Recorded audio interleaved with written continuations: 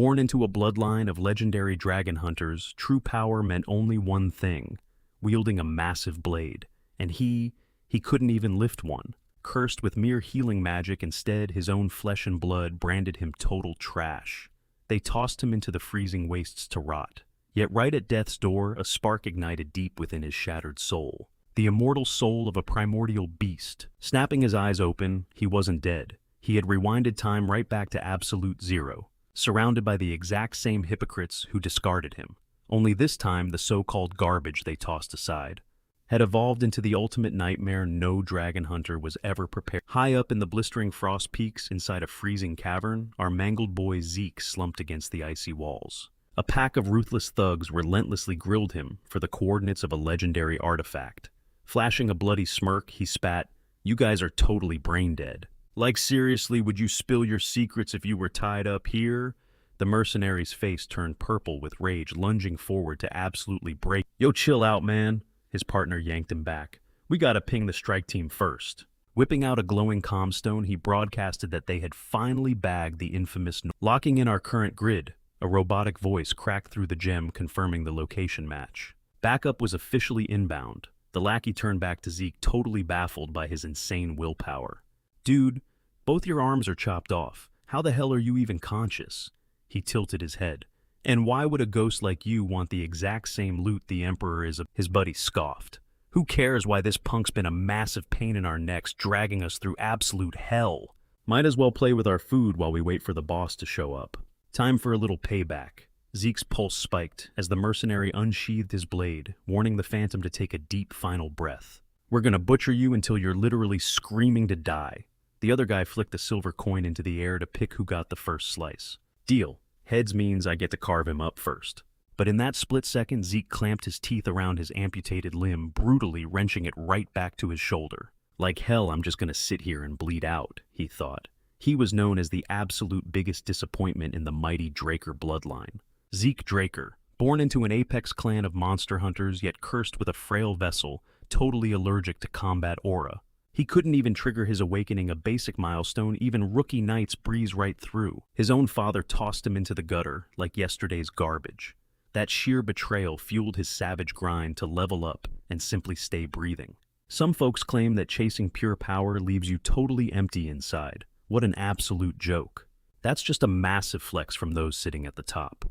Down in the dirt, the weak get stomped on and stripped of literally everything.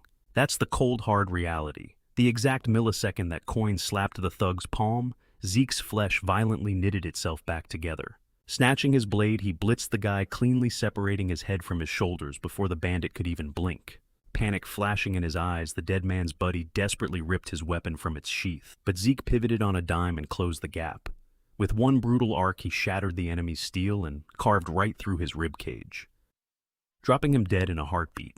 Catching the heavy thud of boots rushing his way, Zeke snapped his left arm back into place. He clicked his tongue, his face grim. "Tch, guess a clean getaway is off the menu." The reinforcement squad froze their jaws, hitting the floor, as they watched a double amputee flawlessly regenerate right in front. "Bro, is he an anomaly? What kind of monster is this?" one screamed. "Who cares? Take his head. He can't heal from that." They lunged, swarming him from all sides. Zeke exploded into motion, violently clearing the room of the intruders. But not before they turned him into a total pincushion. Gasping, he hacked up a puddle of crimson. Damn it! His vision heavily blurred. This was really it. The finish line. He hadn't managed to get his ultimate revenge, but snagging the exact mythical prize the Emperor desperately craved. Yeah, that was a massive win. With trembling fingers, he pulled out a sculpted dragon gem. Shutting his heavy eyelids, he braced for the void. "I'm so sorry, Alicia." As he whispered his final words, fresh blood dripped onto the stone. Instantly, the crystal erupted in a blinding flash. His sheer refusal to die had triggered a god-tier dormant energy. The spirit of a primeval worm binds only to the one who endures the absolute abyss. An ethereal deity manifested from the light, wrapping her translucent arms around his shattered body. "Emergency protocol initiated," her voice echoed. "Do you accept the pact?" Peeling his eyes open, Zeke scoffed internally. "Man, I really am dying if I'm hallucinating angels right now." The Phantom being asked again, more urgent this time. "Just do whatever you want," he breathed out. "Awakening consent verified," she declared, An absolute irreversible pure violently surged through his veins. As the final countdown began, Zeke's world faded to black. Snapping his eyes open, something felt completely off. He had shrunk back into a little kid. He stared hard at his reflection, reeling with a crazy thought. Did he actually just time travel? His brain struggled to process this wild reality. Yet the phantom pain of cold steel piercing his flesh still burned fresh in his mind. Collapsing onto the mattress, he realized this room sparked a massive wave of... This wasn't just any room, it was the cradle, the brutal training ground of the elite Draker bloodline, like we mentioned before. Our boy was literally born into a legendary clan of hardcore Dragonslayers. The Drakers flex as one of the top 3 supreme families founded by the ultimate MVP Terracon Draker, who straight up saved the entire continent by destroying the wicked dragon, Bahamut, during an apocalyptic war 1,000 years back. Fast forward to now, and every single member of this bloodline possesses an insane aura blessing. Thanks to Terracon's overpowered genetics, they can easily ignite their top-tier aura, transforming into elite knights. Well, everyone except Zeke. Out of nowhere, a robotic voice echoed directly in his skull. System admin rebooting. He vaulted off the bed in a total panic, scanning the room and wondering if he was losing his mind. Then the glowing interface dropped the bombshell. The soul of the awakened one had locked it in and synced at 100%. This notification confirmed that the Chosen One's spirit had absorbed the sheer willpower of an ancient dragon, flawlessly fusing them together. Tapping into the interface, a holographic status screen flared to life. Zeke was totally lost. Did he actually trigger that mysterious relic before dying? The floating panel flashed right in his face, displaying his entire stat breakdown. His class healer, a super rare pull. Title number 1, blessed by an ancient dragon. His exclusive class toolkit was absolutely stacked, featuring healing calm, mind energy recovery, and heightened senses. As for his combat basics, he unlocked precise strike and slash, both sitting at a solid E rank, along with a D rank critical strike. He even scored secret dragon skills, but they were paywalled behind 10 karma points, a currency he completely lacked right now. Intrigued, he reached out to poke the glowing screen, but his fingers just phased straight through the hologram, though he noticed it totally tracked his movements. Squinting at the bizarre text, he realized these were ancient dragon runes, a dead language completely extinct in his era, exactly like his old mentor used to preach. Back in the old days, warriors sorted themselves into specific classes based on their main vibes and talents. Every single class grinded out their own signature moves, universally known as skills. Since he rolled the healer class, he automatically bagged the healing ability. Honestly, his master used to drill this into his head non-stop after his awakening. Either way, looking right at this lit-up dashboard, he was already officially a healer. He figured he's better test this out to see if the interface was capping. In his previous timeline, he didn't unlock this class until he hit his 20s, right after unsealing his etheric hall. Squeezing his eyes shut, he tuned deeply into his internal flow, and the moment he opened them back up, pure energy flared around him. A massive grin stretched across his face. As it finally clicked, his etheric hall was already fully blasted wide open. Suddenly, the whole puzzle made sense. Sure, his shredded adult physique was totally gone, but he had successfully time-warped, with every single memory and overpowered skill intact. Compared to his scrub self before the reset, he was currently sitting on an absolute gold mine. To fully maximize this massive head start, he needed to inventory every single weapon in his arsenal. Boom! A sharp knock rattled his door, followed by a servant demanding entry. Zeke practically jumped out of his skin. He barely had a split second to scan his new abilities, frantically swiping at the air like a madman to banish the glowing interface. The guy outside barked, "Don't even try to play dead, kid, I'm coming in right now." Zeke desperately yelled out, begging for just one more minute. Pushing the door open, the towering figure let out an exhausted groan, dragging Zeke for not being dressed yet. What the heck was he thinking? It was his one and only handler, Decker. Zeke exhaled a massive breath when he noticed the dude was completely blind to the floating screen. Quickly playing dumb and asking, Decker loomed over him like a straight-up boss monster, glaring down and growling. "Are you seriously asking me that right now?" Zeke trembled. Honestly, this dude terrified him back in his childhood days. And right now, even packing the mind of a 32-year-old veteran, his tiny kid body was hardwired to physically react with pure terror. But just then, the system auto-triggered his class skill Calm Mind. In a flash, every ounce of that creeping dread just vanished. This passive buff literally forces the user to stay totally chill, locking their headspace into extreme ice-cold focus no matter how insane the vibe gets. Skimming the skill info, our boy smirked, thanking his lucky stars that this clutch ability fired off on its own. Decker snapped that he had drilled the sheer importance of today's event into his skull a million times. Was this kid literally deaf? Zeke nodded, playing it cool, and asked if he was hyping up the brutal evaluation combat test pancration. Look, every single kid in the Draker bloodline gets thrown into the meat grinder known as the cradle. The second they turn 7, they are trapped in a hardcore 5-year boot camp from hell. Every single year, the drill sergeants ruthlessly grade these rookies in pure swordplay and pancration, a savage no-rules cage match. Usually the instructor pairs everyone up, but sometimes students get to pick their own rivals if both sides are down to scrap. With practically zero rules holding them back, these brawls get brutal. Kids walk away heavily busted up, or they don't walk away at all. But since this massive tournament decides every single student's academy ranking, these kids have absolutely no choice but to go all out. Later stepping into the massive arena, Instructor Pan Mark reminded the crowd that today was Pancration Day. Everyone knew the stakes, this was the ultimate final test. The entire class roared back in agreement. Grinning at their insane energy, the instructor didn't waste a single second and kicked things off. Immediately the other trainees locked eyes on Zeke, whispering toxic garbage and laughing behind his back. Unbothered, he just thought to himself, I can literally hear every single... The instructor called Aaron and Gorda to the center ring. The second they squared up, he dropped his hand and screamed, "Begin!" Aaron exploded off the line, throwing a wild flurry of punches before launching a brutal kick straight into Gorda's jaw. Watching from the sidelines, our MC just shook his head. The fight was over before it started. That's exactly what happens when your defensive stance is absolute trash. With Gorda out cold on the floor, the instructor called it for Aaron. Zeke let out a massive sigh. Why the hell was he ever terrified of this? These guys are absolute fodder. He let out a loud yawn. But across the room, a dude named Leon locked onto him, flashing a twisted psychotic grin while cracking his knuckles. Seconds later, both their names echoed through the arena. Zeke lazily rubbed his eyes, figuring his opponent was obviously going to be Leon. Stepping up, the punk instantly started running his mouth, telling Zeke to take a good look in the mirror. Back for more. Didn't getting completely wrecked last year teach him anything? Zeke just flashed a cold smirk, knowing that none of that past garbage mattered anymore. Every single year, Leon rigged the brackets to fight him, and every single year, he beat Zeke to a pulp. It was definitely a total setup.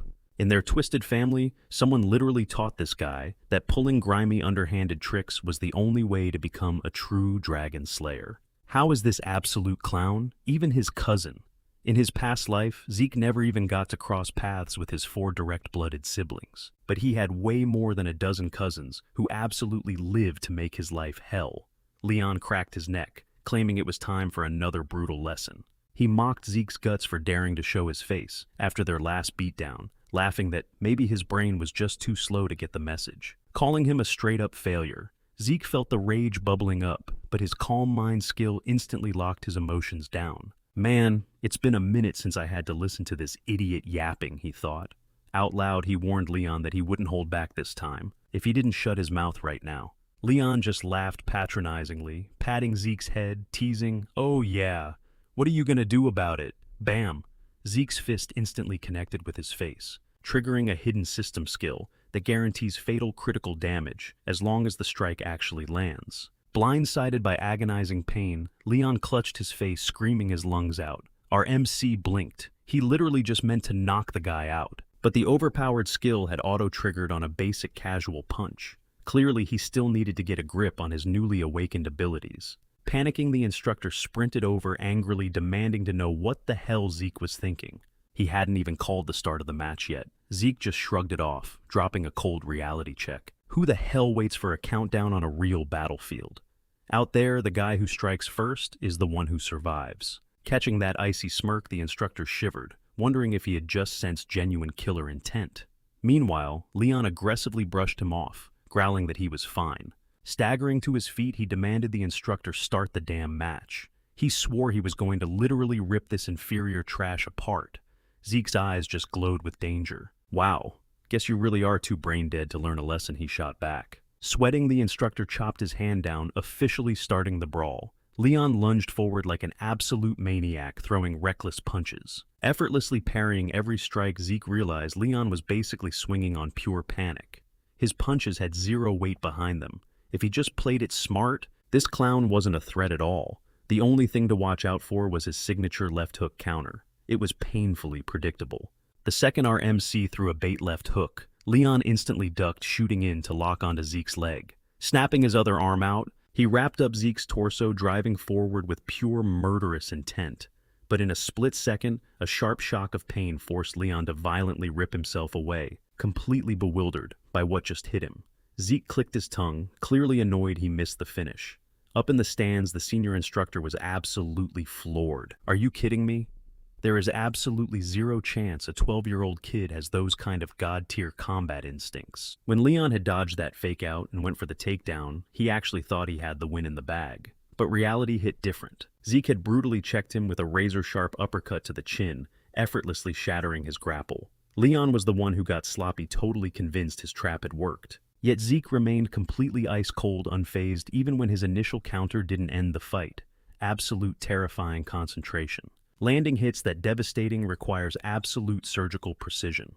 Was this actually the same Zeke Draker? Leon internally panicked, swearing under his breath. The old Zeke couldn't pull off moves like this. Desperate to create some breathing room, he tried to back up only to get his leg absolutely swept out from under him. Stumbling wildly, Leon couldn't wrap his head around it. How did this loser suddenly hit like a freight train? Shaking off the daze, he snapped, calling him a pathetic punk, and lunged forward. Meanwhile, our boy Zeke was just chilling, perfectly satisfied with how smoothly he was managing his newfound aura. Ping, the system chimed, triggering his class skill, heightened senses. Instantly, the whole world shifted into slow motion. Slipping past Leon's clumsy hook like a ghost, Zeke clamped down on his wrist. Now that his ether flow was dialed in, it was time to wrap up this circus.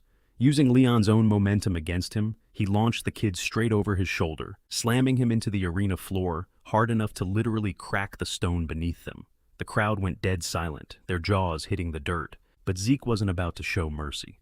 Flexing his precise strike skill, he systematically hammered every single weak point, racking up massive critical damage. Winding up for another savage punch, he coldly stated that even a brainless thug needed to be taught some manners. Despite Leon sputtering and practically begging him to chill out, Zeke just kept raining down blows. The bystanders were paralyzed with fear, absolutely nobody daring to jump in. Once Leon completely blacked out, our MC finally stood up, telling the limp body to burn this beating into his memory for the rest of his miserable life. Letting out a long breath, he stretched his neck and mumbled that he actually felt totally refreshed now. Scanning the terrified peanut gallery, he smirked and asked what they were all gawking at. He dared them to quit their nervous whispering and step into the ring one by one, if anyone had a problem with him. Right on cue, some hothead from the bleachers popped up, aggressively challenging him to a pancration duel, barking that he had a few scores to settle. Zeke instantly recognized him. Jaken Vardek, another annoying cousin. Nodding with zero hesitation, Zeke yawned, casually dropping that fighting Jaken alone would be a total snooze fest. He pointed straight at Jaken's servant Liam Stone, demanding a 2-on-1. That way Zeke figured his cousin might actually last 5 seconds. Furious Jaken shrieked, asking if he was seriously disrespecting him. With cold, absolute calm, Zeke said yes, which completely shattered Jaken's fragile ego, making him scream that he was going to literally bury him. He stormed into the fighting pit, and the nervous instructor warned Zeke to wait for the bell. Raising his hand, the ref ordered them to take their stances. While our MC didn't even look at Jaken, he kept his eyes glued to Liam, flashing a wicked grin, absolutely hyped to reunite with the future king of mercenaries. Seeing him as a mere lackey right now was wild. Back in Zeke's previous timeline, Liam started out fetching water, trailing behind him through the cradle and the academy. But being from a super distant branch of the family meant Liam was completely stripped of any real educational rights. He practically groveled for a spot at the most elite institution, Valhalla, but got flat out rejected. Left with scraps, Liam joined a no-name knightly order in the tiny nation of Baranon. But the moment Baranon was wiped off the map, he pivoted into the gritty life of a sword for hire. In an era of pure chaos, people naturally flocked to the absolute apex predators. After surviving years in the trenches, Liam evolved into a legendary Red Knight, forging his own elite syndicate, the Stone Mercenaries. Guiding them with an iron fist, He swallowed up all the rival factions, completely earning his badass title as the king.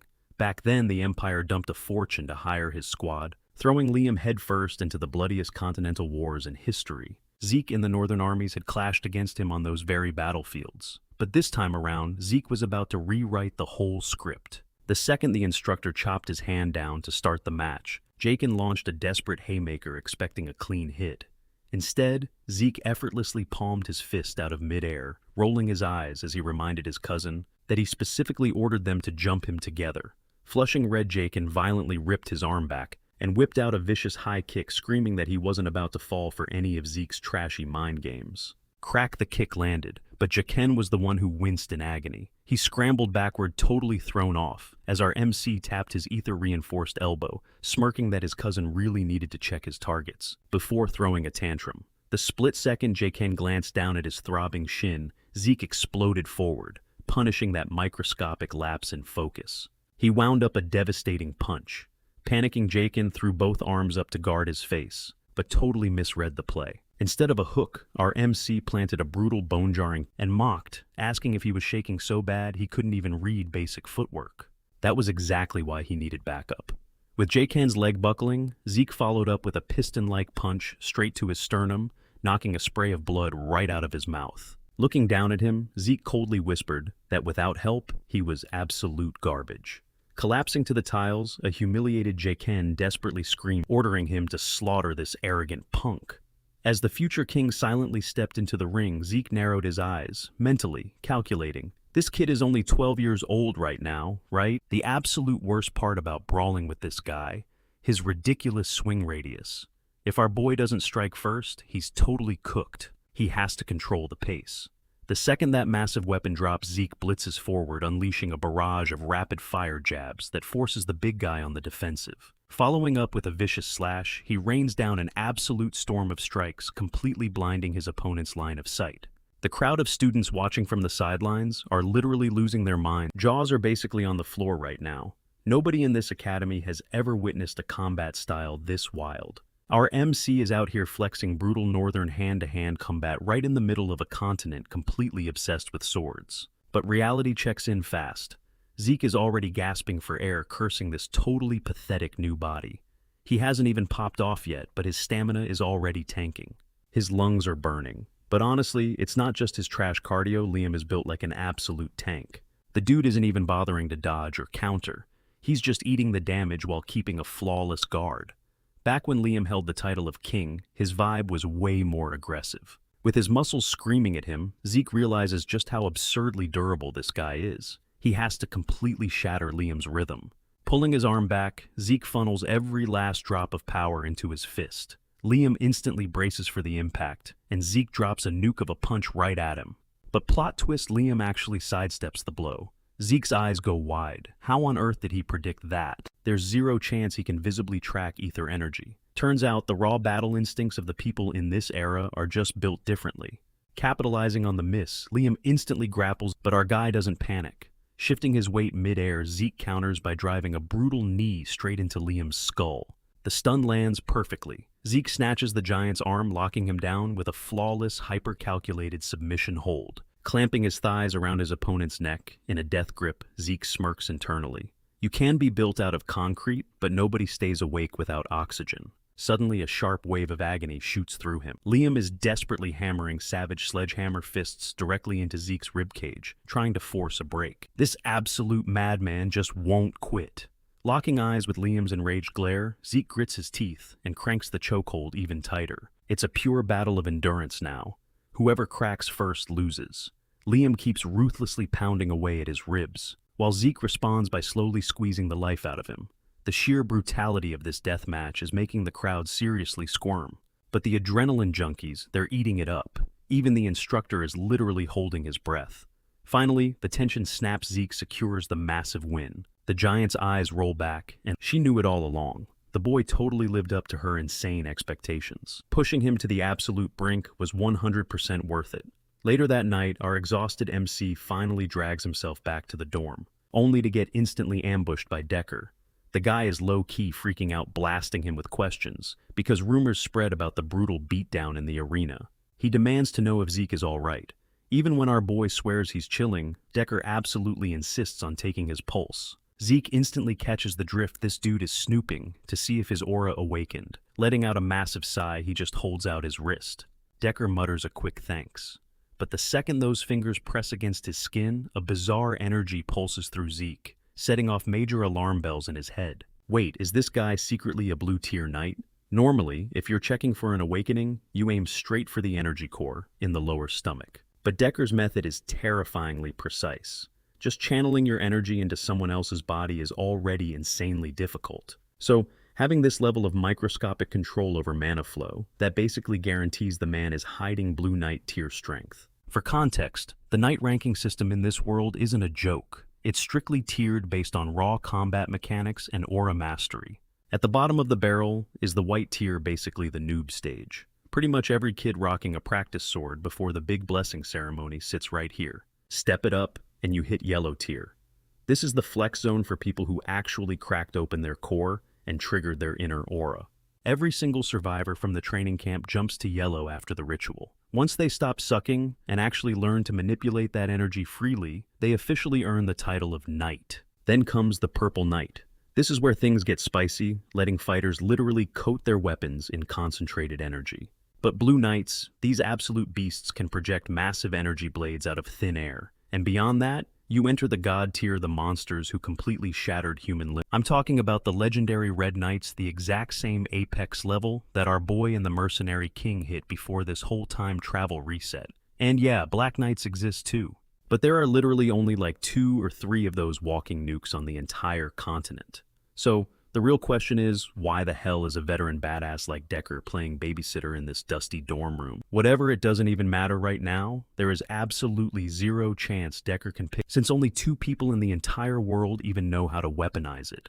Decker finishes his little checkup and finally drops his wrist. Narrowing his eyes, the older man casually drops a bomb. Are you keeping secrets from me? Kid Zeke doesn't even blink immediately, firing back. Then he flips the script. Unless you're the one hiding something from me. Decker just goes dead silent, brushing off the question with a quick wave of his hand. Laughing it off as a joke, he turned to bounce, but Decker froze him in his tracks with a sharp question. Why the sudden glow-up? Zeke smirked, telling Decker he was asking the wrong thing. The real question was, why did it take him so damn long to snap? From this second forward, the whole game flips. Every single puzzle piece is about to lock right into place. All Decker needed to do was shut up and follow his lead. The servant dipped into a deep bow, promising absolute loyalty. He even had the private training grounds prepped and ready. Zeke grinned, praising the guy's insane hustle before dismissing him for the night. Left alone, our boy headed straight for the practice arena. He knew someone planted Decker here as a spy, meaning keeping him on a tight leash was the ultimate power move. That was the fastest way to milk him for intel. The only blind spot, he had zero clue who pulled the strings to assign this watchdog. It definitely wasn't his mom's bloodline, probably one of his backstabbing siblings. Pushing open the massive doors to the training hall, he scanned the gigantic space, deeply impressed that this notorious family actually lived up to the hype. Before throwing hands, he popped open his system interface. Instantly, his eyes locked onto his /skill. It had already leveled up to expert. A thought hit him. Did these abilities evolve? Based on pure spamming, the passive triggered on autopilot during the brawl, meaning this muscle memory was already baked into him. But what happens if he grinds out a totally fresh move? Would the system bless him with a brand new icon? And seriously, what separated normal skills from class-specific ones if they both fired off exactly the same? Then there were these mysterious dragon abilities staring back at him. The pop-up straight up demanded 10 karma points just to crack them open. Tapping the icon dropped a crucial hint. Slaying monsters equals free karma points. The dungeons were absolutely crawling with those beasts. But stepping foot in there required the rank of a Purple Knight. Staring at the glowing blue screens, he questioned everything. Why the hell did he time travel? And what even was this UI? The entire class setup practically screamed that he was permanently linked to that ancient artifact. But with barely any lore to go on, he shoved the headache aside. Gripping the hilt of his blade, he vowed to grind until his stats broke the ceiling. And his chaotic training methods didn't matter. He was a Draker. In this universe, only 2 dominant forces ruled, a knight's brutal aura and a mage's pure mana.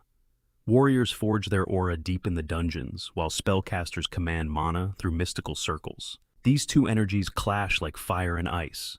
Awakening one locks you out of the other forever. Tragically, Zeke totally bricked his awakening, failing to spark both his core and his magic circle. Tossed onto the streets by his own flesh and blood, his aimless wandering led him straight to an absolute legend of a master. That old-timer dumped a mountain of forbidden knowledge into his brain. But the ultimate game changers, a self-healing cheat code, and the legendary etheric chamber. Hooked up to the chamber his master engineered from scratch, he literally hacked the forces of nature, bending raw energy to his will. Out of the billions on Earth, only he and his master wielded this god-tier ether. Snapping back to reality, he threw himself into a vicious workout, pushing until his body straight up crashed. Gasping for air, he collapsed mind-blown that merely 2 hours of this hellish routine had him teetering on the edge of blacking out. Suddenly, a soft glow swallowed his hands. The system's auto-heal kicked in, melting away his torn, bleeding flesh in seconds. Self-healing was a wildly mythical perk, a glitch he never even dreamed was real until he found his master. Flashing this ability in public would immediately get him branded as a total psycho. That's exactly why he kept it buried deep during his brutal cage match with Leon. He practically sprinted back to his room just to patch himself up in secret. Refreshed and fully charged, he dived right back into the grind. Sunset rolled around. His stomach growled, forcing him to call it a night. But staring down at the completely shattered floorboards, he cringed. How the hell was he going to explain this mess to Decker? Fast forward 7 days. Inside the crowded Cradle cafeteria, wild rumors about Zeke were spreading like absolute wildfire over lunch. His insane glow-up had everyone shook. Half the room whispered he made a deal with the devil for dark magic, while the underdogs secretly prayed he'd finally knock the arrogant top tiers off their high horses. Speaking of the elite squad, they were feasting in a VIP lounge. Think velvet chairs, gourmet plates, and a literal army of personal servants at their beck and call. Owen Zimmerman caught Leon aggressively glaring at his untouched plate. Smirking, he nudged him, telling the sore loser to swallow his pride and actually eat. "You need those carbs for the blade, bro?" Leon's eyes snapped up, his voice dripping with venom. "Are you mocking me?" Owen threw his hands up, faking innocence. "Just looking out for you, man, but clearly your fragile ego is bruised." Boom! Leon launched out of his chair, slamming both fists onto the mahogany table. The violent shake knocked a perfectly seared steak bite right off Raina's fork. Her eyes darkened with pure murderous rage. Feeling her icy death, Leon instantly choked on his anger and sat his ass back down, breaking the heavy tension. "Alright, so what's the actual game plan here?" Every single brain in that room was obsessed with taking Zeke down. Owen scoffed, admitting the pancration brawl was savage, maybe even a little flashy. But tossing a real blade into the mix, the trash would take itself out. What could a deadbeat possibly pull off? When his grip on a hilt was practically a joke, Leon aggressively nodded along, mocking Zeke's pathetic strength. The loser literally had to commission a custom lightweight sword, because standard steel snapped his noodle arms. There was zero chance a prodigy like him would take a real L against literal garbage. He desperately looked around the table, begging them to validate his ego. "You guys saw it. That fistfight was pure dumb luck," he spat. Right then, Raina slammed her silver fork down. The deafening clink silenced the entire room. Grumbling with pure frustration, he claimed it was just dumb luck. His eyes instantly glued to the floor, absolutely terrified to lock eyes with her. Pushing away from the table, she stormed off, dropping a harsh reality check. If they actually believed that garbage, they didn't deserve to wear the crest of House Draker. Now, sword duels aren't like your average hand-to-hand combat. They use live razor-sharp steel, which honestly sparks most of the bloody chaos inside the cradle. Plus, it is the ultimate stage where the massive skill gap between these cadets gets brutally exposed. Exactly 1 month after the final exams wrap up, the Sacred Blessing ritual kicks off the exact moment a Draker finally unlocks their hidden aura. Fast forward, and the brutal exam day finally crashed down on them. The instructor barked at Zeke to step into the ring. He strolled out, flashing a cocky smirk, dragging an absolute monster of a greatsword. The crowd instantly erupted into mocking laughter, totally roasting him for thinking a massive blade magically equaled raw power. Then Raina stepped into the Colosseum. Glaring daggers, she called him out with absolute zero hesitation, fiercely declaring him her target. He just flashed a wicked grin and muttered that he was totally down for it. Leveling his massive blade right at her chest, he accepted the challenge. Watching him, she silently panicked over how effortlessly he swung that ridiculously heavy claymore. Unsheathing her own weapon, she analyzed him from a few feet away. This dude was definitely not the pathetic Zeke she remembered. The old him could barely even grip a hilt right. Did he seriously level up this much? Shaking off the shock, she quickly snapped back to reality. What on earth was she getting so rattled for? She couldn't let his whole vibe psych her out before the clash even kicked off. She had this in the bag. On the flip side, our main guy figured he could hold his own, but throwing down with the legendary Lightning Knight is straight up nerve-wracking. Raina Tran wasn't just anybody. She was a total icon who carved her savage reputation right in the blood-stained trenches of the Continental Wars. Everyone hyped her up as the absolute prodigy of the new generation, mostly because she awakened her aura way before she even took the blessing right. Honestly, she probably cracked her aura open years back, yet she straight up refused to flex it from the jump, claiming she wouldn't compromise her strict moral code. The second the instructor screamed for the match to begin, she exploded forward like a missile. He parried the strike, but she instantly dashed back and ghosted right behind him for a lethal stab. He managed to guard it, but the insane impact literally launched him backward. Scowling hard, he realized she was way more cracked than he initially calculated. From the stands, some loudmouth cadet yelled at Raina to quit trolling and just wipe the floor with him already. One of her squad mates immediately roasted the guy, snapping back as asking if it actually looked like she was holding back. Raina unleashed another vicious slash, which he deflected again, and her mind started racing. Sure, he was tanking her hits like an absolute boss, but she could sense a tiny opening. Yet no matter how insanely fast she tried to exploit it, his blade magically intercepted every single strike, like he was literally reading her mind. Every time she thought she found a blind spot, he effortlessly countered, making this brutal duel feel like his personal masterclass just for her. She swung with everything she had. Ear-piercing steel clashed, forcing her to leap back and desperately gasp for air. Zeke, on the other hand, wasn't even breaking a sweat. He smirked internally, realizing he finally downloaded the Lightning Knight's entire combat pattern.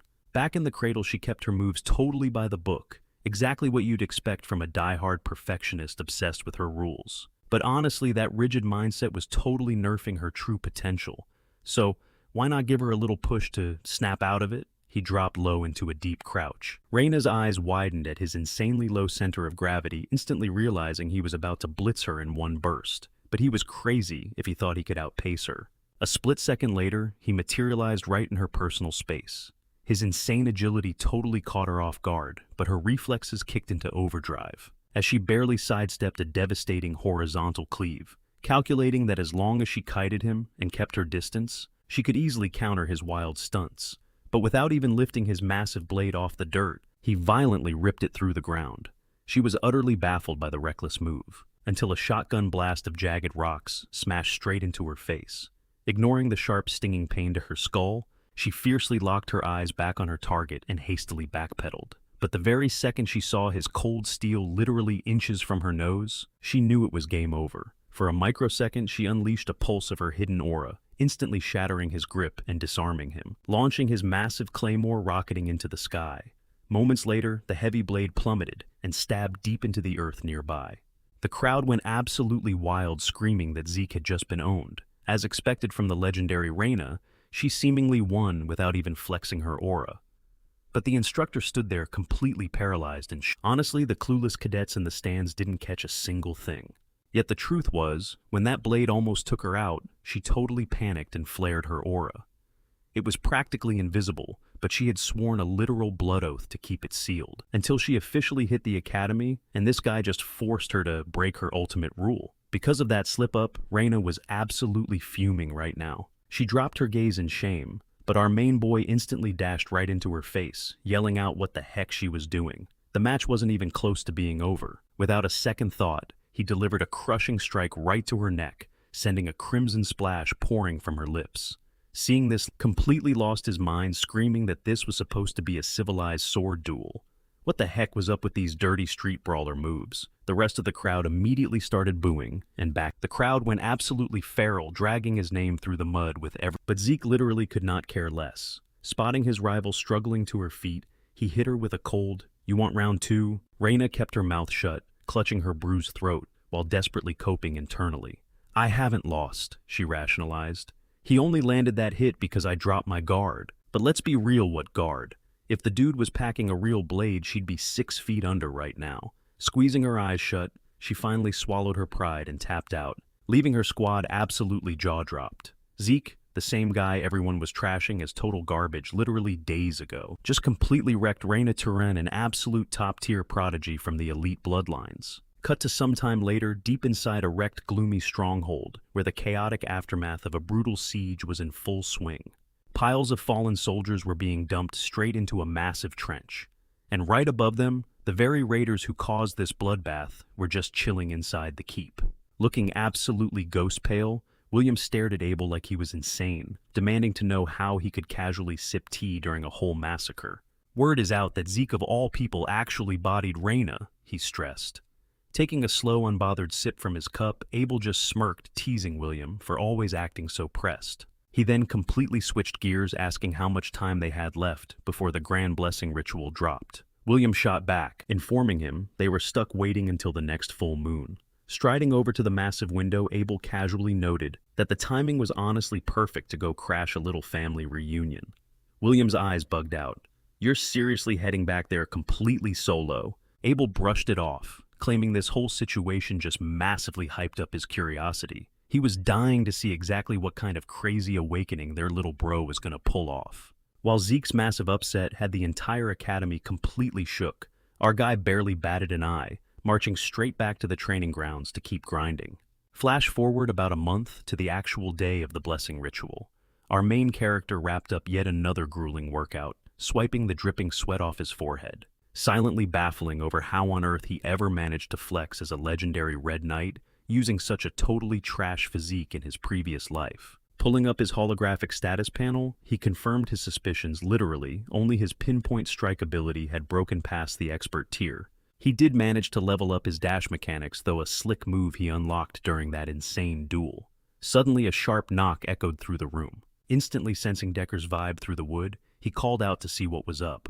The guy dropped a 2-hour warning before rollout, and Zeke fired back that he'd link up with them shortly, telling him to just get the gear prepped and ready to go.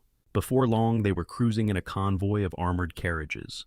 Staring out of the window, he realized it had been a hot minute since he last stepped foot on the primary family turf. This massive stronghold is the literal crown jewel of the Draker clan, dominating the savage lands of the Troy Duchy. Even though the Bloodline's ultimate headquarters sits dead center on the continent at the iconic Fortress of the Four Seasons, this sacred awakening ritual legally has to go down right here at the Root Estate, the exact spot where the mythic Dragonslayer lore was born. They eventually rolled up to the colossal gates of the Dragon's Lair. Inside, a massive crowd was already packed into an echoing grand hall, perfectly ordered and military. Scanning the room, it suddenly hit Zeke like a truck he hadn't clocked it back in the day. But every single VIP watching from the balconies was a heavy hitter, the kind of top-tier elites constantly headlining the Continental Information Bulletins. He instantly bet his twisted family planted spies in the crowd, just to monitor his every... Honestly, whatever their toxic agenda was, the second they witnessed him flop his awakening, he was completely positive they'd just ghost him permanently. But then his eyes locked onto a face that made his blood absolutely boil. It was freaking Abel. The guy was casually dapping up some high-class noble, throwing out fake smiles and chatting about how it had been ages since they last linked up. The aristocrat prodded, wondering what exactly dragged a VIP like him out here. Maybe scoping out some fresh talent from the new roster. Abel just flashed a sketchy smirk, claiming he had. Conveniently enough, his precious little brother was headlining today's event. This was Abel Draker, the dangerously overpowered second heir to the throne, widely feared as the Lion Blade, while they branded Zeke as the Butcher Knight. The split second their eyes clashed across the room, Zeke forcefully snapped his head away, desperately commanding his racing heart to chill out. Realistically, throwing hands right now was a 0% option. Plus, in his previous timeline, Abel literally never bothered showing up to his awakening gig. Did Zeke's butterfly effect already warp the future? If so, this could be the ultimate window to flip the script. At long last, the ritual kicked off, and a random kid named Aaron was summoned to the main stage. Stepping up to a towering monument, he found an enormous crystal-clear basin and submerged his trembling hand. Hidden deep at the bottom rested a razor-sharp ceremonial spike. He slammed his palm into the point, drawing fresh crimson blood, and boom, his dormant aura flared to life, sending crackling streams of raw energy surging up his forearm. Thanks to this intense blood rite, every single member of the Draker bloodline shatters their aura seal the second they hit 12 years old. When you stack that up against regular warriors who don't spark their power until their 20s, this was an absolutely insane head start. But wait, it gets crazier in super rare instances. Right alongside their aura, a prodigy might unlock a god-tier Dragonslayer passive known as Mon. Anyone holding that buff is guaranteed to hit Yellow Knight status minimum, with absolute legends even rivaling the devastating red and black tiers once their primal blood fully ignites. Now the spotlight swung to Raina, and man, she was exactly the wild card they were waiting for. The ambient mana lamps violently flickered, and suddenly her aura erupted in an aggressive blood-red blaze. The instructor barked at his assistant to grab the gauntlets struggling against the crushing mana suppression. Without these custom-forged family gauntlets, surviving a normal day would be straight-up impossible for anyone here. Proving your pure bloodline earns you the ultimate flex, the legendary title of Draker. On top of that, the proven heir gets an insane amount of family backing. Now it was Zeke's time to shine. The snobby aristocrats leaned in eager to see what kind of crazy awakening he'd trigger. They all expected a pure blood reveal. I mean, he literally crushed Raina earlier. Our guy strutted up to the basin flashing a cocky smirk. He honestly never imagined he'd face this ancient statue again. His last run-in was a straight-up nightmare. Even though the blessing ceremony was the only lifeline that dragged him out of the cradle, he ended up utterly humiliated. But this time, total game changer. Not only can he dish out heals, but he also bends ether to his will. And best of all, he refused to back down or cave in. He stood his ground, fueled by pure willpower. Glancing up at the towering relic, he silently asked for its blessing. He plunged his hand into the chill water, waiting for the statue to pop off. A grin crept up his face, but the sudden radiant glow fizzled out in a split second. The entire hall erupted into confused whispers. Literally nobody had a clue what was going down. This kind of glitch was unheard of. Abel shot him a look, dripping with massive disappointment, and that instantly lit a fire of rage in Zeke's chest. Yanking his soaking hand back, he cursed his own stupidity. He shouldn't have expected a miracle. Thanks to that idiot, he had totally let his ego take over. The crowd started gossiping hardcore. He totally failed his awakening. But how does that even make sense? Looks like having the Patriarch's blood running through your veins isn't an automatic cheat code. So, how the heck did he wipe the floor with Raina? He definitely pulled some shady trick. The room started throwing massive shade, roasting him for dragging the family name through the dirt. Zeke rolled his eyes, knowing these haters would never change. Whatever. Awakening wasn't the only way to level up and grind out some serious. Right then, a glowing blue system screen popped into his vision with a quick apology. Due to a totally random lag spike during processing, his notification had been delayed. He squinted at the floating text, completely tripped out. The interface chimed in stating that critical data was literally missing from the main ID terminal. Back when classes were assigned, his specs got overridden by admin. Originally, he was boxed in as a basic healer, but now his true class shattered its locks, officially dropping as a rare tier. He whipped his head back to the statue, thinking this had to be a troll, only to catch a blinding burst of crimson light. The room lost their minds. That red flash meant only one thing: a legit pureblood awakening. A system alert pinged, confirming a flawless connection with the terminal. The ancient dragon's blessing, locked deep inside his soul, finally booted up. Abel's eyes went wide as a surging golden aura completely swallowed Zeke. Then the system dropped a bombshell, reporting his fighter bloodline talent was now live. All his awakened skills started fusing together, forging a brand new, ultra-unique class, the immortal. The audience was absolutely stunned by the blinding gold energy. Wait, is this how purebloods actually awaken? Since there was a tiny splash of red, did he make the pureblood cut? Our guy knew these snobs would definitely start doubting the results.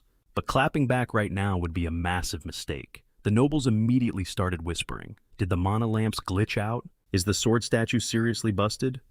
Someone in the back even claimed the mana suppression was faked. There's no way this was a real pureblood glow-up. Abel suddenly clapped loudly, snatching everyone's attention, and teased them for acting so tense. After all, they just scored 2 pureblood awakenings back-to-back. Isn't that a massive win worth celebrating? The crowd awkwardly exchanged glances, and not wanting to trigger his bad side, they finally clapped, muttering that a double awakening was a massive blessing. Abel brushed it off with a wave, snapping at the instructor to hustle up with those gauntlets. Sliding them onto his hands, Zeke instantly felt their dead weight. Right after the instructor called the next victim up to the ancient statue, Abel tracked his brother's every move with a fake knowing smile. Zeke realized his sketchy motives were clear as day. He'd be forced to accept Abel's so-called help, which low-key pissed him off. Eventually, the grueling ceremony wrapped up. The instructor hyped up the crowd, inviting them to the massive after-party. Everyone was totally buzzing with excitement, but Zeke just made a beeline for the exit, thinking he honestly couldn't care less about rubbing elbows. There had to be a training dungeon nearby to grind out his new stats right. Out of nowhere, Abel shouted his name. Zeke whipped around only to see Abel flashing that toxic smile, asking why he was dipping out so early. Skipping the big bash, Zeke chewed his lip, swallowing a surge of pure rage, while his older brother smugly praised his awakening. He stuck out his hand like some honorable guy, and our protagonist just stared at it, a handshake. Seriously, if he blew him off, Abel would totally take it as an act of war. Zeke decided to play along and fake the peace. He reached out to grab it, but the brutal memories of his past life slammed into his brain, making him freeze. Abel gave him a totally confused look. As Zeke slowly dropped his arm, Abel let out a mocking smirk, joking about how incredibly awkward this was. Zeke ground his teeth together, realizing that even just to save face, there was zero chance he was touching this clown. Abel casually brushed him off, making it crystal clear the deal was dead. The guy would just have to settle for the FaceTime. Abel gave his shoulder, dropping a slick promise that their paths would cross again. Left in the dust, the guy shot absolute daggers at Abel's back, gripping his own shoulder like he wanted to crush it. Cut to the massive banquet downstairs, the party was fully popping off. The whole room was buzzing, everyone desperately trying to figure out where Zeke had vanished to. But our boy was already locked in his suite. He practically ripped off his suffocating formal fit, exhaling a massive sigh. Just 5 more minutes down there, and he would have literally choked. Sweeping his gaze across the insanely lavish room, he realized none of this flex meant a damn thing anymore. What on earth was actually happening to his body? Fact, every pure-blooded awakened carries the innate power to totally crush mana. It's the ultimate proof that they stand in direct defiance of the dragons, the literal origin of all magical energy. But since pretty much every piece of modern tech runs on mana-pure bloods, are forced to rock suppression gloves 24/7. If he was truly a pure blood, ripping off that glove would spark absolute chaos.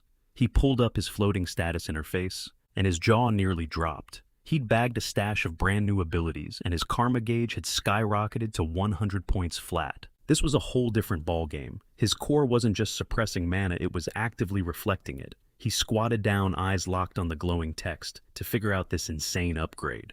The description was wild mana reflection. Drops a hardcore distortion zone that straight up deletes any magical energy caught in its radius. Thankfully, it wasn't permanently active, so his potions and mana lights were safe from getting nuked. Just a day ago, he was stuck as a rare tier medic, but now, he had leveled up into a completely unique immortal entity. Rubbing his exhausted face, a flashback hit him. Every single grad in his batch triggered totally standard awakenings, wrapped in a basic blue energy. Raina was the sole standout, flexing a crimson aura. His own energy blast started out blood red, before violently shifting into a blinding gold. Suddenly, a system notification popped up. Dropping a bomb, the classification terminal had somehow wiped crucial data. Wait, was the terminal actually that massive bronze statue the second the system injected the missing code? A mental image of the towering relic flared up in deep crimson. He let out a heavy breath. The pieces of the puzzle were finally snapping together. That ancient statue doesn't just give a simple yes or no to an awakening. It actually scans your absolute core to lock in your true combat class. Red means you hit the rare jackpot, but gold means you're one of one. The relic dates back to the prehistoric era, way before Terracon. The legendary founder of the Draker bloodline even walked the earth. Back in those savage times, the whole concept of having a class wasn't even a thing. So people purely used it as a basic awakening detector. Over generations, society completely fumbled the meaning of the red light, foolishly confusing a rare class pull with the sacred sign of a pureblood's awakening. Literally, not a single clan leader had ever cracked this mystery. And hold up. What about these karma points? Did they just massively drop into his account during the ritual? Ready to ball out, he decided to dump his currency straight into the dragon skill tree, instantly triggering a flurry of holographic panels that broke down his newest god-tier abilities. First up, Dragon Vision, a heavy-duty scan that rips deep intel from any target you focus on. It was sitting behind a paywall demanding exactly 20 points to activate. Next was Dragon Might, a terrifying pressure wave that forces enemies to literally bow down to your aura. Price tag, 30 points. Finally, there was Devour, a weird trait letting you endlessly consume and instantly digest huge feasts. That one cost a wild 50 points. He swiped through the options with a critical eye. Devour felt like a total troll pick, completely useless for combat, so he swerved past it, choosing to invest his hard-earned stats into absolute game changers. Smashing the purchase button on both vision and might, he quickly realized testing that dominant aura inside a crowded mansion was a recipe for disaster. So, he fired up the ocular upgrade instead. The instant it booted up, his pupil morphed into a razor-sharp slit. He whipped his head around, hyped for a Matrix-level data stream, but literally nothing looked different. Thinking it was bugged, he strolled out onto the night-breezed balcony and let out a manic, slightly unhinged chuckle. This was entirely surreal. Peering into the courtyard, the colossal statue, miles away in the garden, suddenly zoomed in like it was standing right up in his personal space. Okay, this sniper vision was actually incredible. Right on cue, the interface chimed, asking if he wanted to run a deep dive scan on his visual targets. He mentally hit yes, and was instantly ambushed by a dozen chaotic floating screens, aggressively dumping the stats of every single item in his room. The violent data dump practically melted his brain, making him brutally nauseous. He collapsed backward into a plush chair, praying that not all draconic powers were this mentally toxic. If they were, he'd barely be able to spam them. But before he could puke, the system kicked his passive regeneration into overdrive. A refreshing wave of vitality violently flushed through his veins, snapping him right back to crystal clarity. He blinked, totally caught off guard, because he hadn't even tapped his heal command. Leaning in, he scrutinized his fresh stat sheet and noticed the ultimate plot twist. Every single one of his class abilities had permanently shifted to passive status, rocketing up an entire level. His body was now running on autopilot. Regular healing arts always hit a hard ceiling, making it a sketchy crutch you couldn't blindly rely on in a deathmatch, since their mending properties always tapped out. But this new biological healing factor, it felt limitless. Ready to push the boundaries, he coldly snatched a glinting combat knife off the desk to run a bloody He dragged the blade straight across his wrist. The second a drop of crimson surfaced, the skill kicked in, knitting his flesh back together in a flash.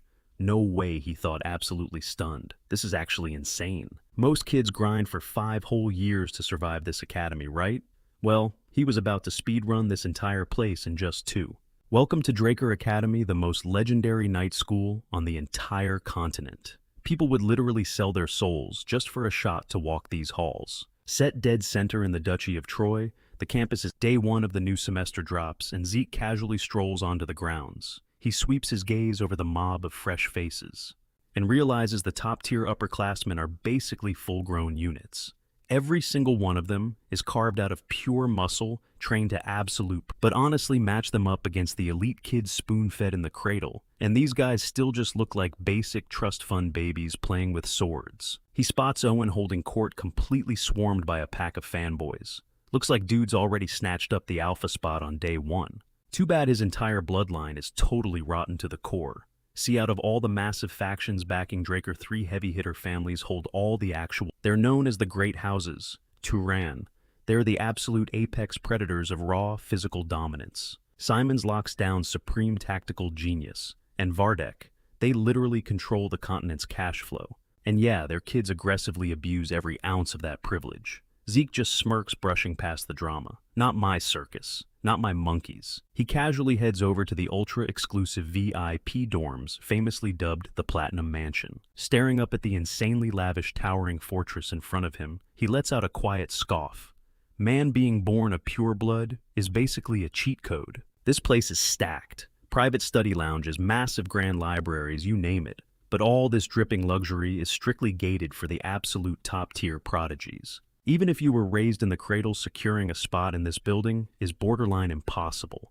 But if you're a pureblood awakened, they hand you the ultimate VIP pass, the title of Floor Master, letting you rule over an entire level, practically built out of platinum. The split second he steps through those heavy double doors, she murmurs that they've been anticipating his arrival, and smoothly offers to escort him up to his personal domain. The elevator doors slide open to the platinum floor, and he is instantly hit by a massive wall of uniformed servants standing. A dry, awkward smile pulls at his lips. Okay, even for the pureblood elite, this flex is a little too extra. A butler steps forward, softly informing him that Sir Decker is already chilling inside his private suite.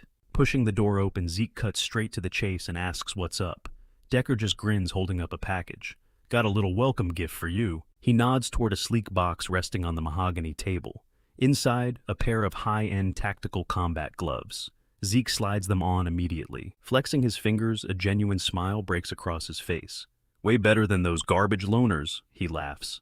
Decker beams, clearly hyped that he nailed the gift. Then the knight gestures to Zeke's blade.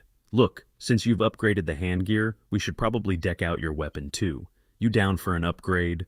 Zeke nods, agreeing that's a massive W. He points out that since the Duchy of Troy literally borders the deadly giant mountains, the entire region is an absolute goldmine for ultra-rare monster materials and top-tier blacksmiths. It's honestly an unspoken rule around here. Word on the street is that every single grad snags their first official blade straight from a Trojan. Decker offers to hunt down a decent smith, but Zeke instantly shoots the idea down.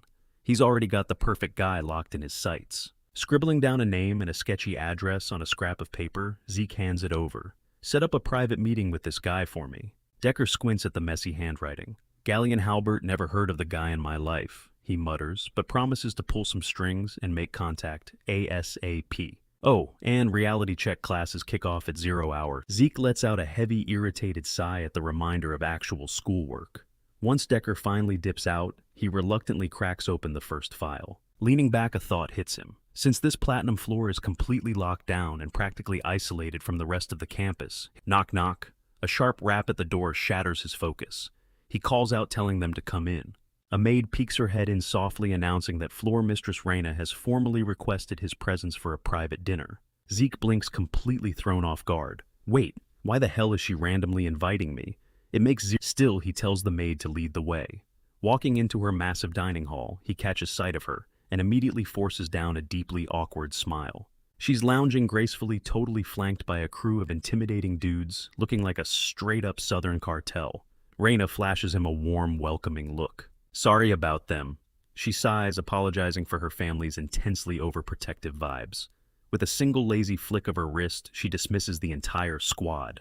Zeke slides into the heavy chair right across from her, giving a polite nod for the hospitality.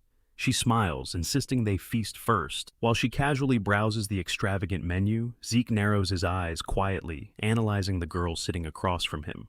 She's routing her aura straight through her lower core, he realizes. Is she seriously trying to evolve into a purple knight?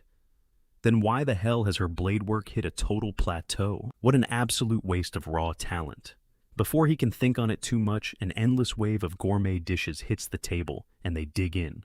Zeke absolutely demolishes 3 whole plates before Raina ended up devouring literally double his portion, leaving him low-key speechless. He was no lightweight when it came to food, but her massive appetite was total. She elegantly patted her lips with a napkin, announcing that, since dinner was done, it was finally time to talk business. She straight up offered him her family's backing. He just furrowed his brows, reminding her of one tiny detail: they were both pure-blooded awakened. But she hit right back, pointing out he completely misunderstood what being a pure-blood actually meant. Sure, they basically lived on easy mode with endless. Chilling on the platinum floor was proof enough, but when it came to actually leveling up their raw power, 0 handouts. The Academy had locked down hundreds of years of hardcore combat theory and hands-on tactics. To actually get insanely strong, you needed a private mentor.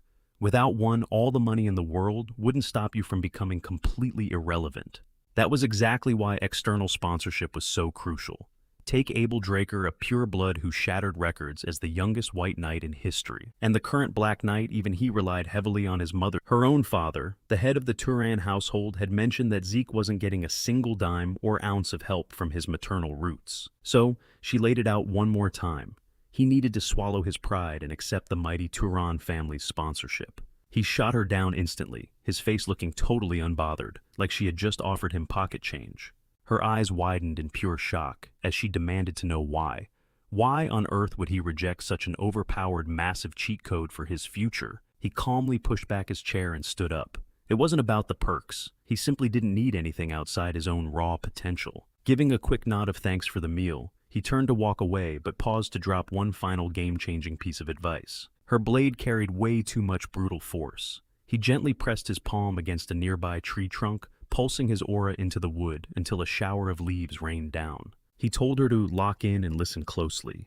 Her ultimate weapon wasn't brute strength, it was the insane agility born from her super flexible physique. With a lazy flick of his wrist, he commanded the falling leaves to swirl around his body in a mesmerizing dance, warning her to stop trying to bulldoze her enemies head-on. Instead, she needed to fluidly parry their heavy strikes to the side and counter with razor-sharp precision hits. Master that, and her combat prowess would skyrocket past her current limits. The swirling vortex of leaves blasted outwards into the breeze as he casually walked away, tossing a final thanks over his shoulder. Raina tightened her fists, biting back her frustration. The Turan she had just been blindly mirroring her ancestors' heavy-handed fighting style, entirely tuning out the reality around her. But deep down, it hit her he was 100% right. She had been taught perfectly worthy of carrying that legendary crest. That crushing pressure was accidentally bleeding right into her heavy, clumsy sword swings, and Zeke had read her like an open book. Growing up, everyone hyped her up as an absolute prodigy, yet nobody had ever bothered to give her any actual practical combat advice. Just who on earth was this Zeke Sunlight cracked over the horizon, bringing a brand new day? Zeke strolled out of the dorms, popping his shoulders with a deep stretch as he realized his modified class skills had proven to be totally broken. He felt absolutely immaculate despite grinding through a brutal all-nighter of training. His passive skill, Infinite Stamina, literally deleted his exhaustion, keeping his energy gauge maxed out until dawn. Back in his past life, this academy was a complete nightmare, but strutting around now as an awakened pureblood, it felt like absolute paradise. Cash and influence weren't everything, sure, but living this kind of VIP lifestyle was definitely elite. As he breezed past a squad, a familiar voice hollered his name. It was Owen. The guy swaggered over casually, dropping a question about whether Zeke was rolling in the special curriculum too. Zeke's memory clicked instantly. This was the third heir to the Zeman Empire, one of the top 3 heavyweight bloodlines. Since toxic manipulation was basically the Zeman family trait, Owen totally used his lackeys as muscle to flex on people while keeping his own image squeaky clean. Owen mentioned tossing him a dinner invite last night that got left on read, smoothly playing it off like the letter just got lost in the mail. Zeke instantly smelled a rat. Why was this guy acting so suspiciously friendly? Flashing back to the sealed envelope buried on his desk, Zeke shot him a lazy smirk and asked if that piece of junk was from him. The henchman instantly barked at him, demanding to know why he ignored the VIP invite. And Zeke just scoffed, asking if this dude was seriously joking right now. Since when did he owe a reply to every random NPC that crossed his path? Immediately, Owen's cronies closed in, growling that Zeke was being wildly disrespectful to their young master's generous vibe. Zeke hit the lackey with a deadpan. "And who exactly are you?" The henchman sneered back, mocking the clueless freshman for not recognizing him, acting like Zeke was just some ignorant baby. Letting out a massive exhausted sigh, Zeke just brushed past them, casually tossing out a sarcastic, "Yeah, loud and clear," as he continued walking. The guy was obviously just farming clout in front of his boss, totally forgetting the absolute beast he was messing with. Zeke turned his back to bounce, but the goon suddenly blitzed him with a vicious strike. Zeke flawlessly blocked the hit and leaped back, locking eyes with his attacker, as he realized these upperclassmen were already manipulating raw aura. Cracking his knuckles, the attacker grinned and announced his name was Durbin Roswell, better known around campus as Durbin the Mighty. The lackey stepped up, ready to lay down the law for pretty boy Owen. Zeke just let out a dry laugh, mocking how a bottom-tier cadet without even a knight's title was out here parading around with a flashy nick. Without missing a beat, Zeke closed the distance in a flash. He called the dude an absolute clown before driving a bone-crushing right hook dead into his chest, sending a spray of crimson through the air as the lackey ragdolled backward across the dirt. One single strike, and it was night-night for him. Zeke casually cracked his knuckles, throwing out a cold, "Who's catching hands next?" He locked eyes with Owen, basically daring him to make a move. But the so-called young master completely chickened out. Brushing past Zeke, Owen threw out some petty comment about how he loved. As Owen's crew scrambled away, Zeke watched them retreat, shaking his head at the absolute circus this academy had become. Here's the deal with Draker Academy. It's split right down the middle. The regular tier, that's the dumping ground for the talentless. Those underdogs have to grind themselves into the dirt just to survive, enduring a brutal training schedule from dawn till pitch black. Then you've got the special class, the golden children, who get free reign to cherry-pick any advanced courses they want. It's supposed to be the absolute apex predator zone.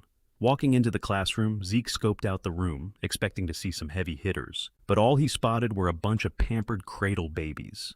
Was this seriously the legendary elite squad? The professor barked for absolute silence, To hype up the fresh meat, he dropped a massive bombshell on the first-year prodigies. An absolute legend was gracing them with his presence today. This wasn't just any guy.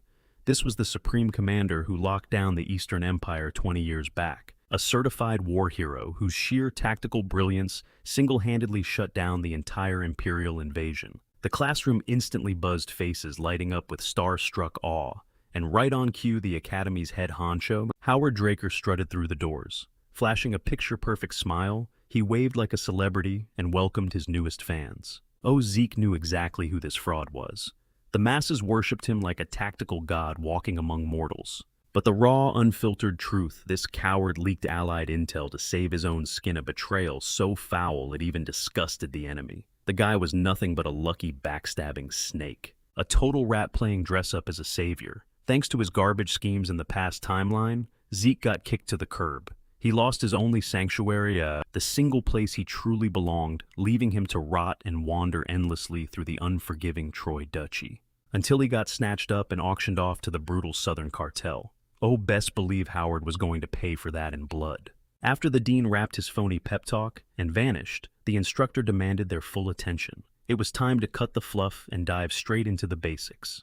They were ordered to grab their blades and march down to the indoor arena. Honestly, Zeke found it wild that even the top-tier prodigies were forced to grind through dragon-slaying theory.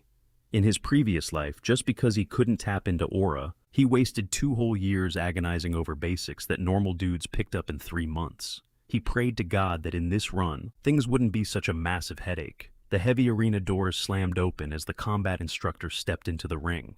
Sizing up the freshman, he formally introduced himself as Andre Draker, the absolute beast who'd be drilling the art of dragon hunting into their skulls.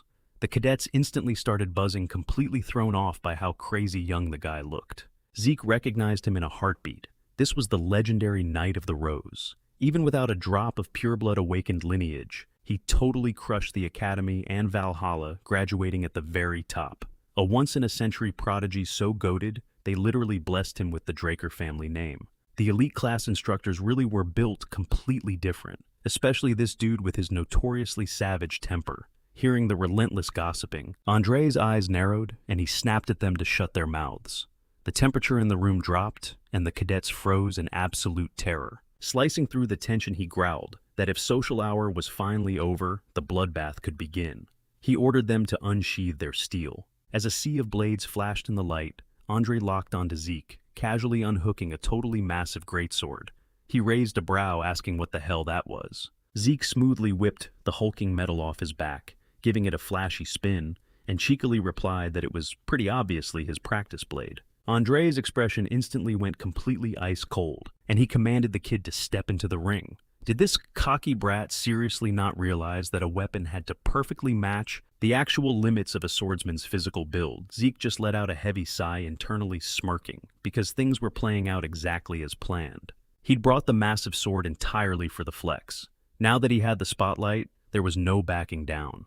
Honestly, it was going to save so much time. If he just forcefully demonstrated his insane specs right now, Zeke looked the prodigy dead in the eye and claimed he could totally crush him with this exact weapon. That made the instructor's aura violently spike. Andre unleashed a crushing wave of bloodlust, but thanks to his hellish past-life grind, Zeke effortlessly tanked the killing intent without even flinching. Impressed, Andre slowly drew his own blade, admitting he finally got the picture. If the kid wanted a trial by fire, he'd gladly torch him. Spinning his sword with lethal precision, the master laid down the ultimate challenge. If Zeke could manage to graze him even a single time with that heavy junk, he'd wipe his slate clean of the disrespect penalty and give him a free pass to ditch every single dragon hunting class for the semester. Don't sweat it. Andre flexed, promising to keep his aura completely locked down. Zeke just flashed a sly smirk, already running the calculations in his head. Honestly, he could absolutely wreck this guy. He knew his weak spots like the back of his hand. But with Abel's eyes glued to the arena, pulling off a flashy win was way too risky. The game plan was simple: land one solid hit, then take a massive dive. Locking eyes with his opponent, he gave a totally unbothered nod. Let's do this. He exploded off the ground, closing the gap in a heartbeat, and swung his blade straight for the knight's chest. But Andre just glided out of the way like a ghost. Figures, Zeke muttered to himself.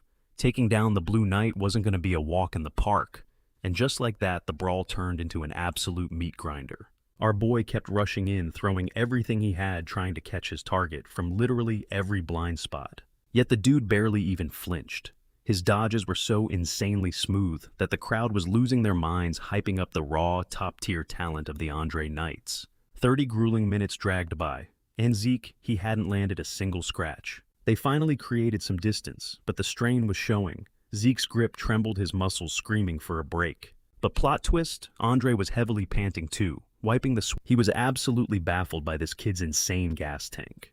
Even while suppressing his aura, struggling against a mere rookie was totally embarrassing. Purebloods really were built different. Swallowing his pride, the knight gripped his sword and dove right back into the clash. Meanwhile, Zeke was doing the math. His own endurance was completely garbage right now, and holding back his mana was doing him zero favors. You see, aura training is ridiculously quirky. Once you unlock it, it's constantly running in the background, whether you're grinding at the gym, grabbing a bite, or just catching some Z's. It literally becomes second nature. It's exactly like breathing. So, by sealing his power away, Andre was basically suffocating himself on purpose. This crazy handicap was draining his energy bars way faster than normal. Zeke's knees buckled. He was running on fumes, but taking a pathetic L just didn't sit right with him. Hitting the dirt, he scowled. Time to change the script. He had to push this guy into breaking his own rule. Realizing basic swings were completely useless, he launched himself forward with pure reckless intent. The intensity of their duel instantly cranked up to 11. Zeke knew he had to trigger the knight's survival instincts, making him unleash his aura on pure reflex. It was time to engineer a near-death scenario. He bounced back, loading up his legs before blasting forward with mind-bending velocity. Andre's eyes went wide. He immediately recognized the sheer burst of a dash ability. Ding, the system confirmed the skill was officially active. The knight froze, totally thrown off guard, but before he could even react, a barrage of blinding light trails completely boxed him in. Zeke was moving so insanely fast, he was leaving after images. Andre's brain practically short-circuited, trying to process this impossible speed. Right on cue, the system flashed a massive notification. Critical strike unlocked. In a literal blink, Zeke teleported into the knight's blind spot. He drove his blade straight toward his target's back. Andre was absolutely shook. How on earth did a first year have access to high-tier footwork? A chilling wave of danger hit the knight. Snapping his head around, his stomach dropped as the razor-sharp tip of a sword stopped mere inches from his face. Zeke stuck the landing, summoning a literal storm of blades aimed right at the guy's throat. The Art of Dragon Slaying, Chapter 1, Verse 1. He dropped the ultimate finisher, Piece of Sky. Pushed to the absolute limit, Andre panicked and let his magical energy explode outwards. Checkmate. A wicked grin spread across Zeke's face as he leaned into the final clap. Boom! A massive shockwave of blinding light tore through the arena, blasting them both apart. The whole crowd was absolutely glued to the spectacle, eating up the crazy drama. When the dust settled, our boy's weapon was completely shattered to pieces. Man, that actually took some effort, he mused. The system chimed in again, quietly triggering his passive healing factor. Perfect. Now he could just hit the snooze button and dramatically fake his defeat. He collapsed into the dirt, going completely limp. Andre slowly sheathed his blade, his gaze totally unreadable. He realized this insane rookie was probably skipping lectures from now on. Pivoting on his heel, the knight glared at the audience. Anyone else feeling lucky? Who wants to try for a pass? Crickets. The remaining trainees nervously avoided eye contact, too terrified to even breathe. A dark chuckle escaped Andre's lips. Figures they'd chicken out. Grab your weapons, he ordered. Time to see what the Draker family's true power looks like. Cut to a few hours later, and Zeke was chilling in a stark white hospital room. Staring at the ceiling, he had to hand it to himself. The crazy stunt actually went down flawlessly. Sure, he didn't leave a dent on his opponent, but he totally baited him into breaking his no-aura rule, instantly commanding respect. And hey, getting beat up meant a trip to the infirmary, which translated to zero responsibilities and glorious free time. Absolute W. But thinking back, Andre's counter was literally just the starter move of the Dragon-slaying manual. Chapter 1, Piece of Sky. Yet because the freaking Blue Knight unleashed it, the sheer output was absolutely earth-shattering. Even so, Zeke knew he still had the chops to put the guy in the dirt. Combine that with his infinite stamina glitches and insane regeneration, it still wasn't enough to secure total freedom in this chaotic world. He needed a serious upgrade. He needed absolute god-tier strength. The kind of power that guarantees no one ever pulls the strings on his life again. Suddenly, some super sketchy dude smelling like cheap booze stumbled right up to his bed. The guy let out a weird laugh. "So, you're Arthur, the baby of the family, huh?" Zeke just stared at him, totally lost. Who the heck is this guy?" The dude flashed a cocky grin, casually dropping. That Zeke's intense glare perfectly matched some stuck-up punk he knew. "Wait, Arthur." Alarm bells rang in Zeke's head. Despite the room reeking of cheap booze, the stranger himself had 0 scent. Major red flag. Hold up.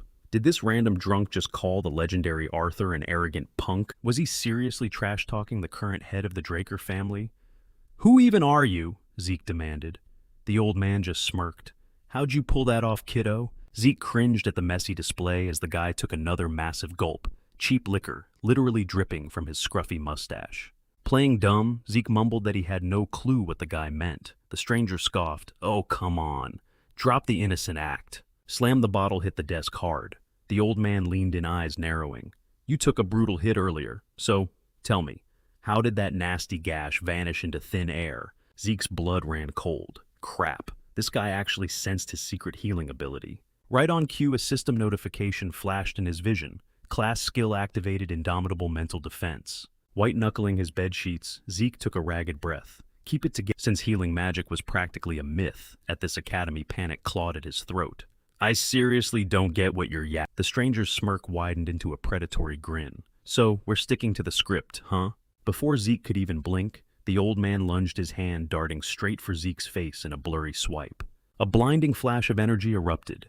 Zeke desperately ducked his brain, screaming one word, "assassin." He tumbled hard onto the cold floor, blindly tossing his thick blanket over the attacker to blind him. Thrashing under the heavy fabric, the old guy cackled, "Ooh, the brat's got some sneaky moves." Meanwhile, Zeke's survival instincts were going absolutely feral. No holding back. In a split second, Zeke triggered a triple threat, extreme steps. It was do or die. If Zeke didn't take this monster out right now, he was totally wrecked. He drove his blade forward for a lethal finishing blow, but the old man effortlessly caught the razor-sharp steel with his bare hand. "Not bad. You adapt fast, kid. Almost like a seasoned merc." Zeke's heart practically stopped. How the hell does he know that? Tearing the blanket away like it was nothing, the mysterious freak stood up as Zeke scrambled desperately to the furthest corner of the dorm. Zeke's mind was racing a mile a minute. Why drop the word mercenary out of nowhere? Did this guy somehow know about his past life? Completely unfazed, the stranger casually held Zeke's massive sword down with a single finger. He chuckled, noting how quickly the young Draker ditched his weapon to create some breathing room. With a sharp snap of his fingers, the old man mused out loud, "You definitely give off rogue merc vibes, not noble knight energy." That's when reality hit Zeke like a freight train. He hadn't felt this kind of crushing pressure since his brutal training days with his old master. That super brief clash made one thing terrifyingly obvious. The power gap between them was completely insane. Like if this guy wanted him gone, Zeke would be dust right now. He was easily Red Knight level, maybe higher. Oozing a suffocating aura, the man pointed right at him. "Rocking a basic tier claymore, huh?" he mocked. "A kid with your crazy talent? Why settle for garbage gear?" Zeke gulped. Yep, definitely leagues above the Red Knight. Suddenly, Zeke caught movement from the corner of his eye. The dorm door was completely busted open. Andre strolled right in. "Ah, so this is where you've been hiding," he stated flatly.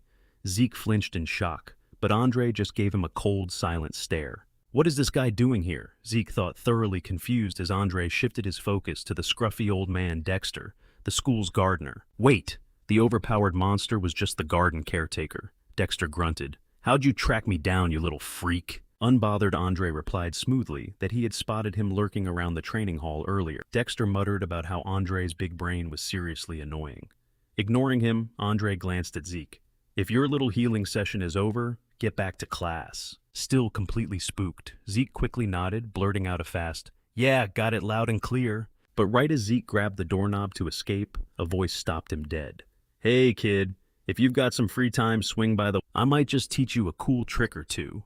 Dexter was flashing a knowingly creepy smile as he watched the boy leave. Zeke froze, his gears turning. Both guys stared, waiting for an answer.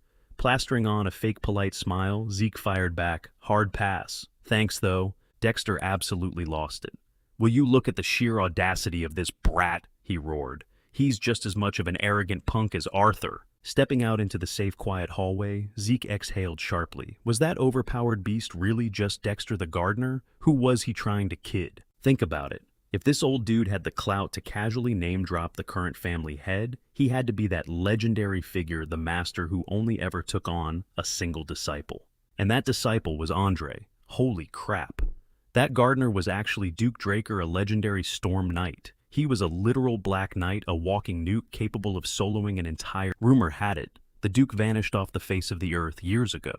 Who would have guessed this absolute titan was hiding out as a glorified plant waterer at the academy? That explains everything. Andre definitely enrolled here just to track down the legendary Duke. Wait, are they talking about that absolute menace?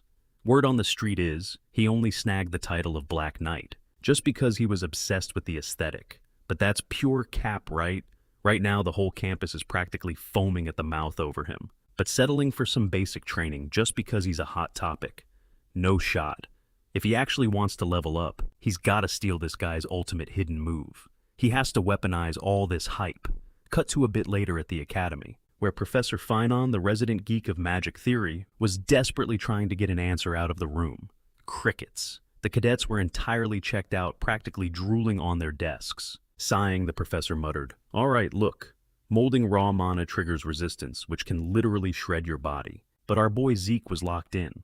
He shot his hand up, admitting he was totally lost on that energy transfer law from 5 minutes ago. Finon blinked hard. Wait, what? His jaw practically hit the floor. Somebody was actually paying attention. His eyes sparkled with pure gratitude. Stuttering, he apologized, admitting this was literally the first time a student had ever asked him a question. He instantly went into hyperdrive. Okay, so about mana transfer. To break it down, we first have to ask, what even is mana bro proceeded to yap a mile a minute? Hours seemed to drag on, until the bell finally rang. The other guys instantly started whining, groaning about why sword-swinging knights even needed a nerd class. They were completely fried. Meanwhile, Zeke was mentally taking notes, realizing the lecture was surprisingly fire. This guy was low-key a genius. Just as Zeke packed up his gear, a frantic voice called out behind him. "Wait up!" Finon came jogging over, wheezing like he'd just run a marathon. Zeke raised an eyebrow. "Something wrong, Teach." Gasping for air, Finan waved his hands. No, nothing bad. It's just, thanks to you, I actually got to teach today. So, if you ever want to geek out over this stuff, my lab is always open. Oh, by the way, I'm an alum from the Delpoa University of Magic. So, I've got plenty of knowledge to drop. Right then, Zeke froze. He knew the guy was built different, but he never saw this plot twist coming. Delpoa, the literal holy land of sorcery. Flashing a smooth smirk, Zeke nodded. Sounds like a plan, Professor. He threw him a casual salute. Finon was beaming, practically leaning out the doorway to wave him off. Walking away, keeping a top-tier mage in his pocket, definitely a massive W. Since spellcasters are basically walking supercomputers, they adapt way faster than these meathead knights. Thinking back to Finon's lecture, Zeke locked in his strategy. He definitely had to squeeze every drop of value out of this guy. But suddenly his radar pinged. Sprawled out on a nearby bench was Dexter. Zeke smirked, realizing this so-called gardener had absolutely zero chill. It hadn't even been a full 7 days. Catching his eye, Dexter lazily propped himself up. Ready to crack, Kid Zeke just played dumb. What are you even doing here? Totally ignoring the question, Dexter shot back. Why ghost me at the greenhouse? I thought we had an understanding. When I offered to show you the real deal. Dropping his eyes, Zeke hit him with a cold, not interested man. Dexter's vibe instantly flipped. He sprang off the bench, veins popping. The hell do you mean, why? Keeping his cool? Zeke shrugged. Look, I get your skills are top tier, but my schedule is absolutely packed with private tutoring. Dexter's face twisted into a mockingly sweet smile. Oh, right. Can't let you slack on your homework. Did he really think he'd let that slide? In a split second, the air shifted. Dexter materialized right behind his back. Zeke's blood ran cold. He whipped around, but it was too late. Bam! Dexter drove a brutal strike straight into his spine. Zeke gasped, pain exploding through his nerves. He crumpled to the pavement like a rag doll, completely lights out. Sometime later, the grogginess faded, and Zeke peeled his eyes open. Seriously, the dude actually slept me. Guess holding out for a week broke his patience. Taking in the humid air, he realized he had been dragged to the western greenhouse. Swirling a flask, Dexter smirked. Morning sunshine, finally awake. Massaging his head, Zeke glared. "Are you literally kidnapping me right now?" Taking a slow swig, Dexter took a heavy step forward. "Bingo, kid. You're just way too fascinating." Zeke gritted his teeth. This old man wasn't even trying to play it cool anymore. He was practically buzzing with crazed impatience. Time to bounce. Zeke ignited his fast step skill, blasting off the ground to make a break for it. But before he could even blink, a massive shadow eclipsed him. Dexter was already there, flashing a wicked grin. Zeke hit the brakes, his stomach dropping to his shoes. How the hell is he this fast? Before he could react, Dexter tackled him hard into the dirt. Pinned down, Zeke realized the terrifying truth: this guy was still holding back. If he wanted out, he had to push this maniac's buttons right now. Staring him down, Zeke spat. "What exactly is your obsession with me?" Dexter leaned in, his eyes dark.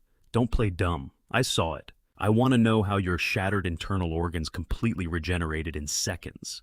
Zeke's eyes went wide, then a slow, cocky smirk spread across his face. So, he took the bait. "If you're that desperate for my secret, why don't you beat it out of me?" Dexter's expression went blank. In a flash of pure speed, he completely vanished into thin air. Zeke snapped his head around, adrenaline spiking. Where the hell did he go? He scratched the back of his neck, cold sweat dripping down, completely stranded in the danger zone. Out of nowhere, he caught the lethal tip of a spear, hovering right above his skull. He whipped around to dodge it, instinctively, snatching his sword, but then froze in his tracks. He glanced around completely baffled, demanding to know what on earth was going on. A massive cloud of thick dust had swallowed the battlefield. Duke strolled through the haze smirking as he declared he was here to beat the answers out of him. But straight-up torture was way too boring, so he pitched a wild gamble instead. The rules were simple: if the kid could land even a single scratch on him, he would grant him literally any wish. But if he backed out, he had to spill every single dark secret he was trying to hide. Fast forward, and the sky faded pitch black.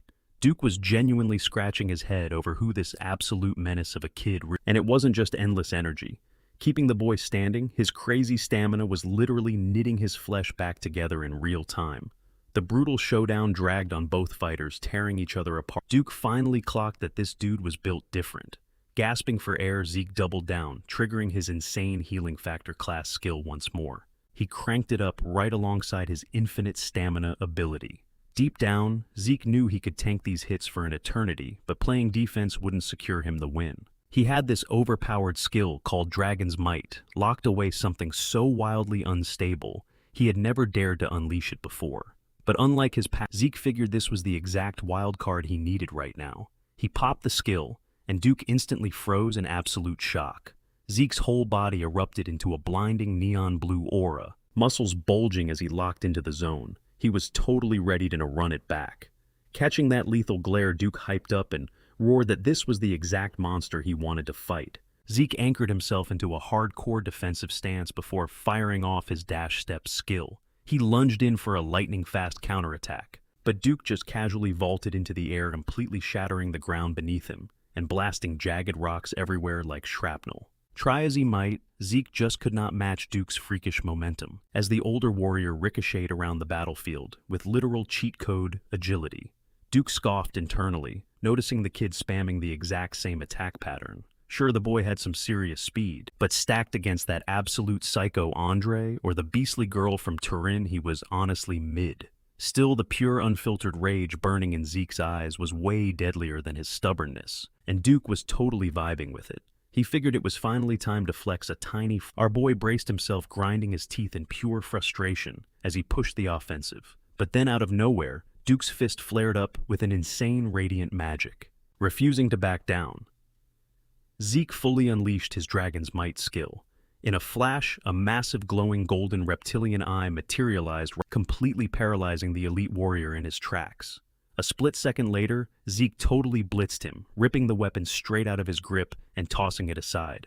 Duke stood there completely mind-blown by what... Throwing an arm up to block the violently swirling winds, Duke whipped his head around, utterly speechless as he tried to process the absolute insanity. If that dust cloud had actually blinded the guy tracking him down, would have been a nightmare. But right then, our boy had already slipped into his blind spot, channeling his Dragon Sight skill to unleash a devastating slash. As the cold steel grazed Duke's cheek, the knight flinched desperately, swinging back to counter, but Zeke just melted into thin air. Nothing was left but scorch marks on the dirt, right before a massive roaring tornado ripped through the battlefield. Zeke's eyes went wide. This was Duke's hidden technique. Just one simple dash generated a literal hurricane. No wonder they crowned him the Storm Knight. Out of nowhere, Duke materialized right at his back, whispering, "Ready to end this." Panic spiked in Zeke's chest.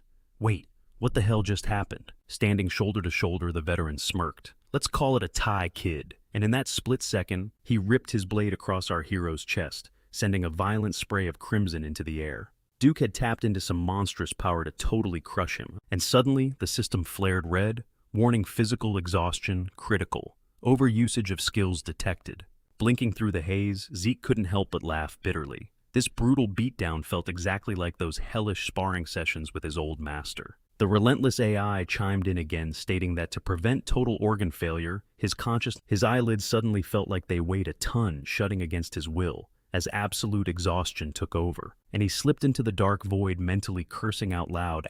Hours later, his eyes snapped open. He instantly clutched his skull, groaning as a massive migraine hammered his brain. Scanning the familiar walls, he blinked. Wait, my room?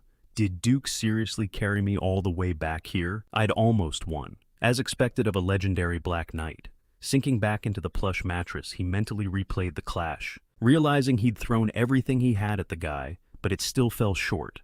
His whole strategy was to bait Duke by spamming the exact same strike, lulling him into a false sense of security. Then right at the absolute perfect second, obliterate him using Dragon's Might stacked with Dragon's Sight.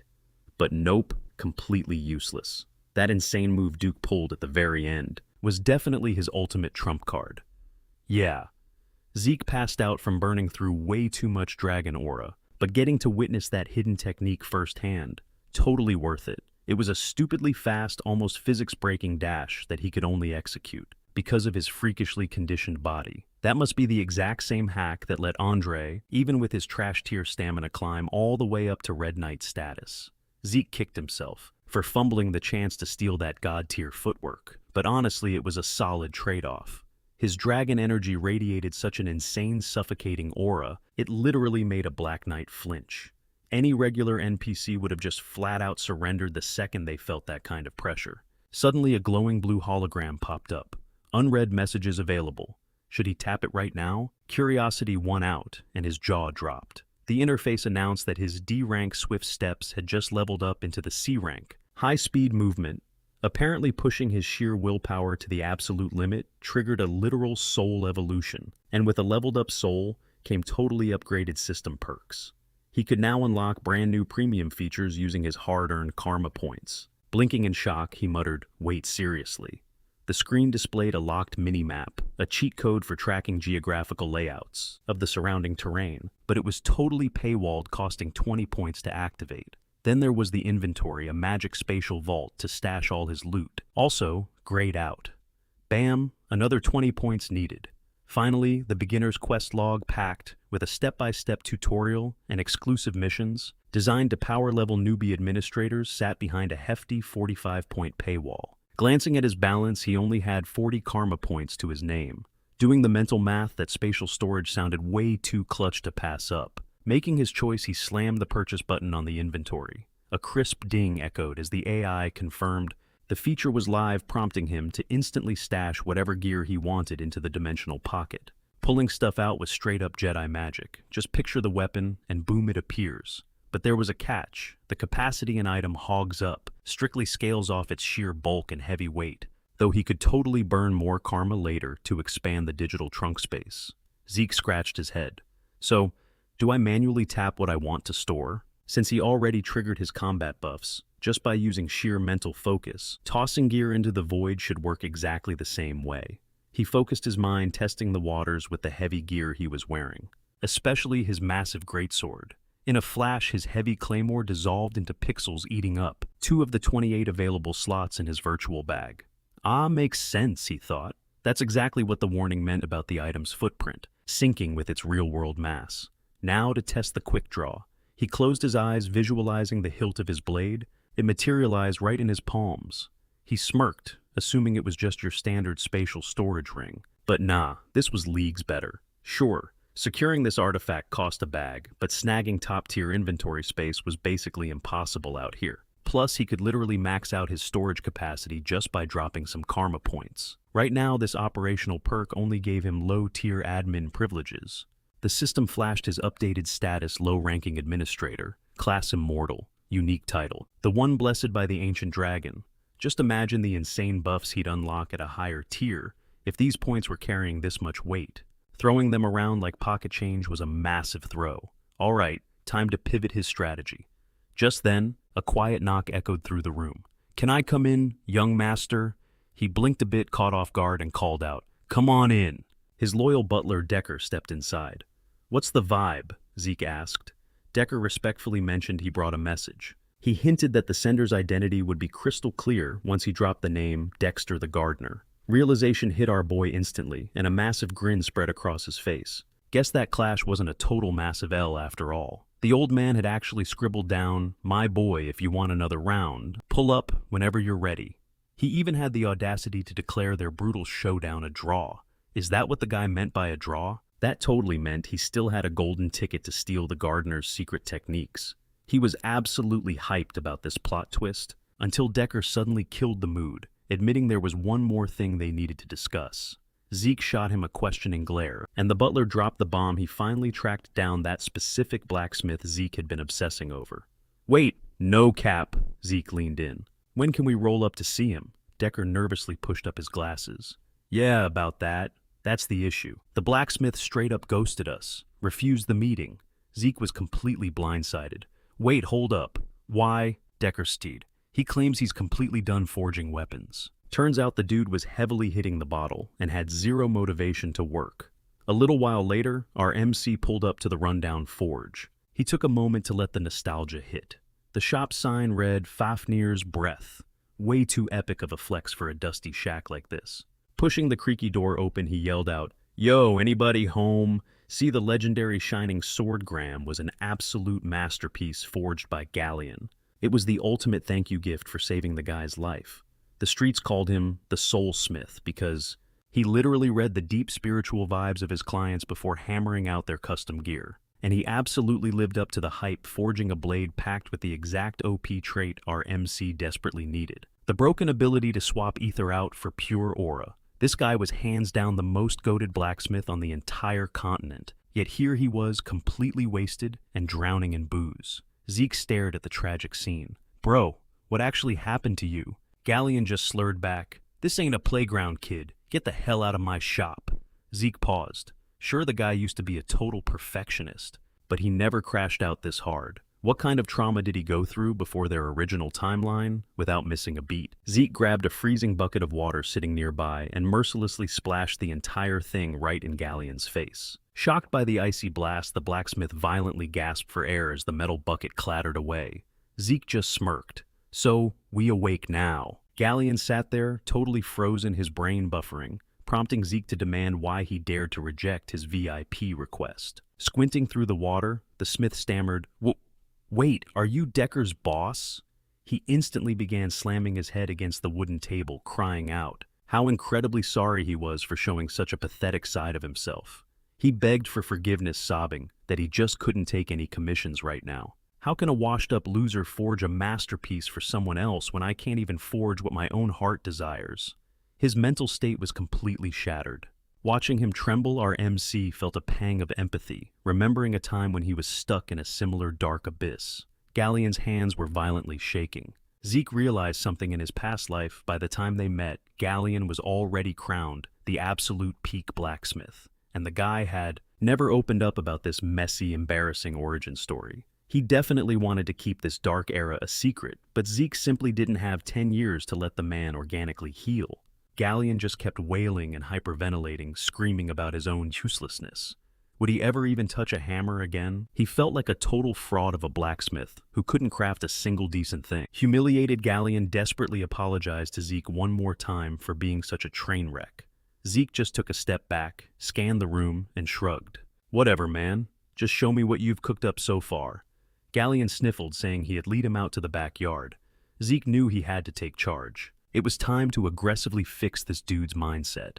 Trudging into the overgrown backyard, Galleon awkwardly scratched, frantically apologizing for the absolute junkyard they were standing in. But Zeke shook his head. "Nah, man, you actually cooked here." The entire messy courtyard was absolutely littered with incredibly unique high-tier bas forged by Galleon's own hands. He tossed the guy a quick nod of respect, stepping right into the center of the chaotic armory to admire the insane loot. Galleon gave him a quick heads up to watch his step.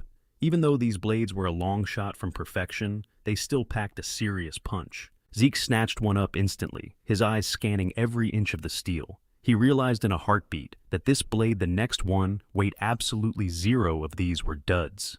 The craftsmanship completely matched the top-tier quality that he used to forge back when he ruled the entire continent. Suddenly, a system prompt chimed in, signaling that his signature ability, Dragon Vision, was now fully active. Zeke's mind raced, questioning if his gut instincts were dead on.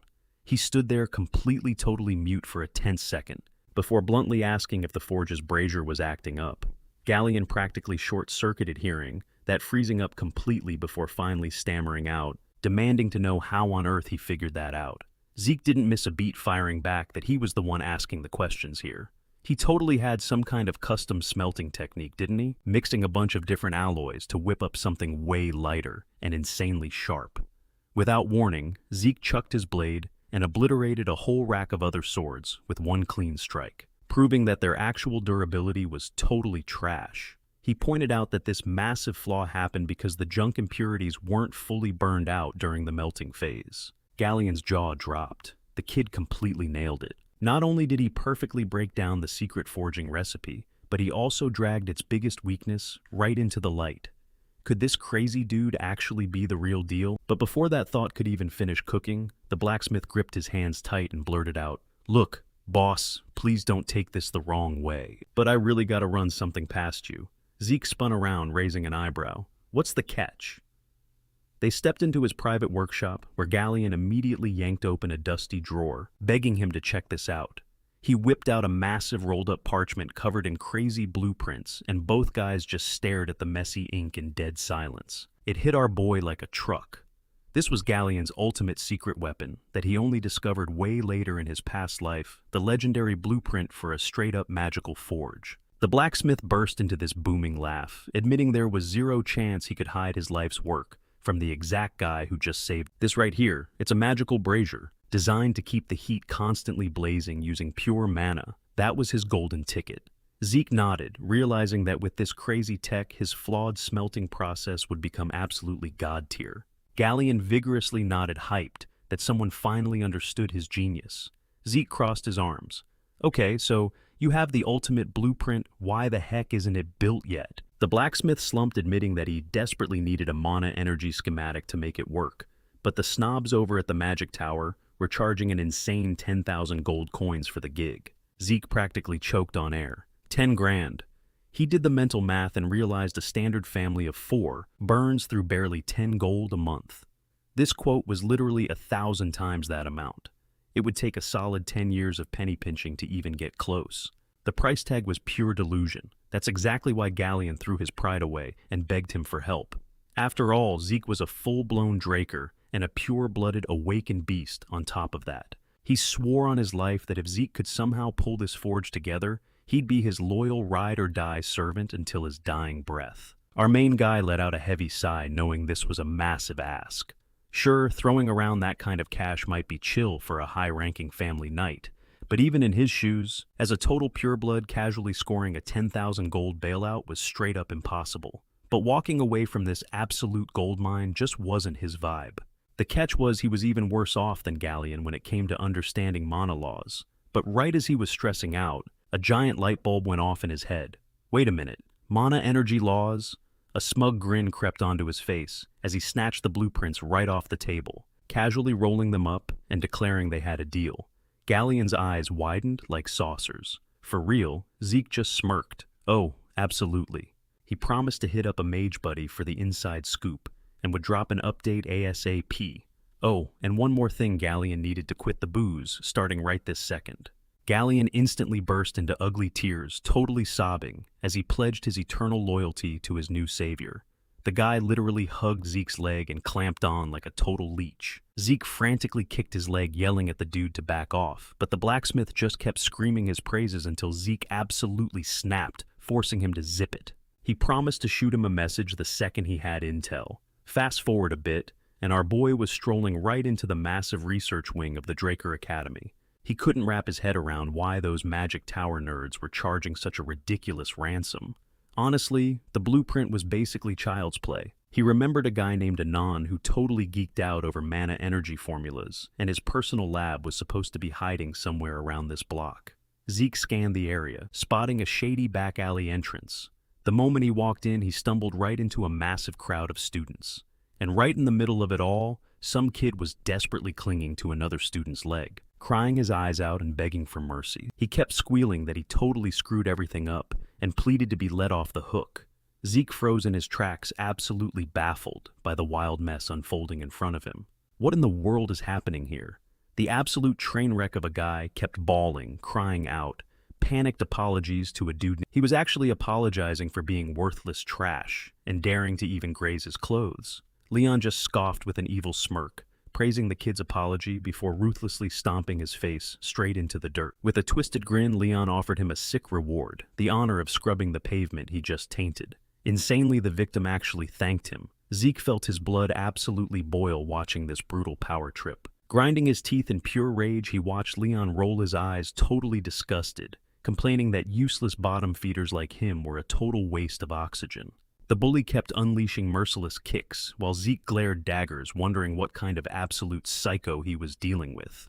Without warning, Leon yanked the bruised kid up by his collar, mocking him, whispering about some super rare golden aura, a so-called pure blood awakening that blew everyone else out of the water. What kind of delusional garbage was that? He brutally slammed the poor guy's skull into the pavement again.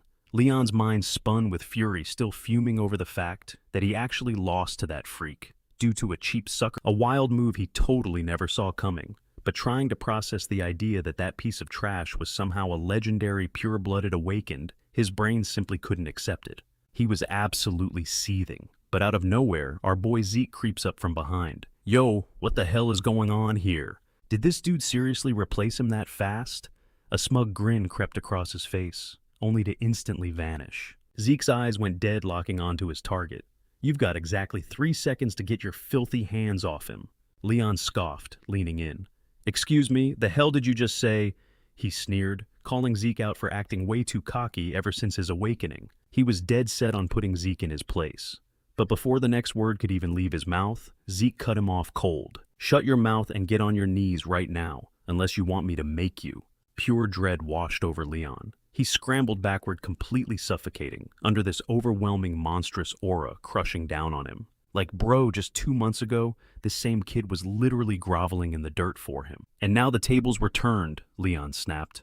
Who the hell do you think you are ordering me around? He roared, shaking with rage. You're nothing but trash. What are you idiots just standing around for? Jump his ass right now. On cue, the entire gang swarmed Zeke, ready to absolutely obliterate him. But Zeke just flashed a wicked smirk. Don't go crying about what happens next. He effortlessly weaved through the chaotic ambush, snatched one of the goons by the torso, and mercilessly spiked his skull. Blood exploded from the guy's mouth. Without missing a beat, Zeke spun around and completely wrecked the second thug with a brutal face-shattering right hook. A third attacker lunged through the air, but our boy casually snagged him by the arm mid-flight and chucked him like a ragdoll into the rest of the crew. Zeke was moving like an absolute demon, tearing through the mob in a whirlwind of dust and flying blood. Body after body kept dropping to the pavement. Leon could only watch his jaw on the floor, absolutely paralyzed by sheer terror. His mind was completely short-circuiting. Was this savage monster actually the pathetic loser he used to bully? Catching his eye, Zeke gave a chilling smile. No need to look so scared, because I promise the agony will be over in a flash. The icy scraping of steel echoed as Zeke slowly pulled his blade from its scabbard. Leon lost his damn mind. Get away! Stay the hell! Trembling violently from head to toe, he squealed out a pathetic threat, swearing he'd tear Zeke apart if he took even one more step. Zeke just scowled at the pathetic display. Did you seriously just unsheath a weapon outside the designated combat zones? Do you have any idea what kind of penalty that carries? Leon just froze, completely clueless. Zeke coldly pressed on, declaring that since Leon had brandished a weapon with intent to kill on Sacred Academy grounds, he was legally obligated to counterattack. Wait, hold on a second, Leon begged frantically. But Zeke ignored him smoothly, stating he had happily invoked the ultimate self-defense clause. A legal deathmatch. The clash wouldn't end until one of them stopped breathing, and the corpse would bear the sole blame, meaning the survivor gets a total free pass from the law with zero consequences. Hearing this, Leon literally started shaking like a leaf, completely paralyzed by dread. Zeke then glanced over at Liam. "You're my official witness." Liam stood there completely shocked, while Zeke cracked his neck. "All right, let's wrap this up." Leon's pride completely shattered. He burst into ugly sobs, collapsing onto his knees and desperately pleading for his life. "Please, man, just let me go," he wailed.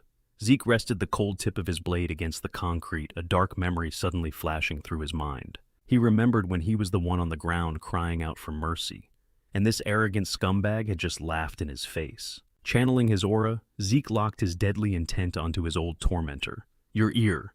That's the price for your life." Without even a flinch of hesitation, Zeke swung his blade in a vicious arc, cleanly slicing Leon's ear right off. Blood sprayed across the pavement. Clutching the side of his head, Leon wailed in absolute agony. "My ear! Oh my God, my ear!" "Be grateful it was just an ear," Zeke shot back, his voice dripping with ice. "Cross my path again and I'm taking your head."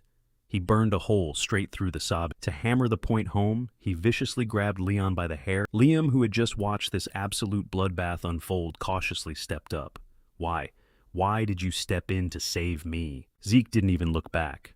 "Don't get it twisted. I wasn't saving you. I was just taking out the trash for my own peace of mind." Strolling away from the carnage, a sudden thought gnawed at him. Was Galleon's dark influence starting to mess with his head? He barely stopped himself from muttering the fear out loud. Fast forward to the Academy's high-tech research lab. Zeke slammed some blueprints down and asked the professor. Cutting straight through the fluff, the professor stroked his chin. "On paper, yeah. Theoretically, we could pull this off." Zeke's eyes lit up. "For real, say less." "It's all yours, Doc." But Professor Fanon dramatically pushed up his glasses. "Hold your horses, kid. You need to hear the catch first. The structural design is a piece of cake.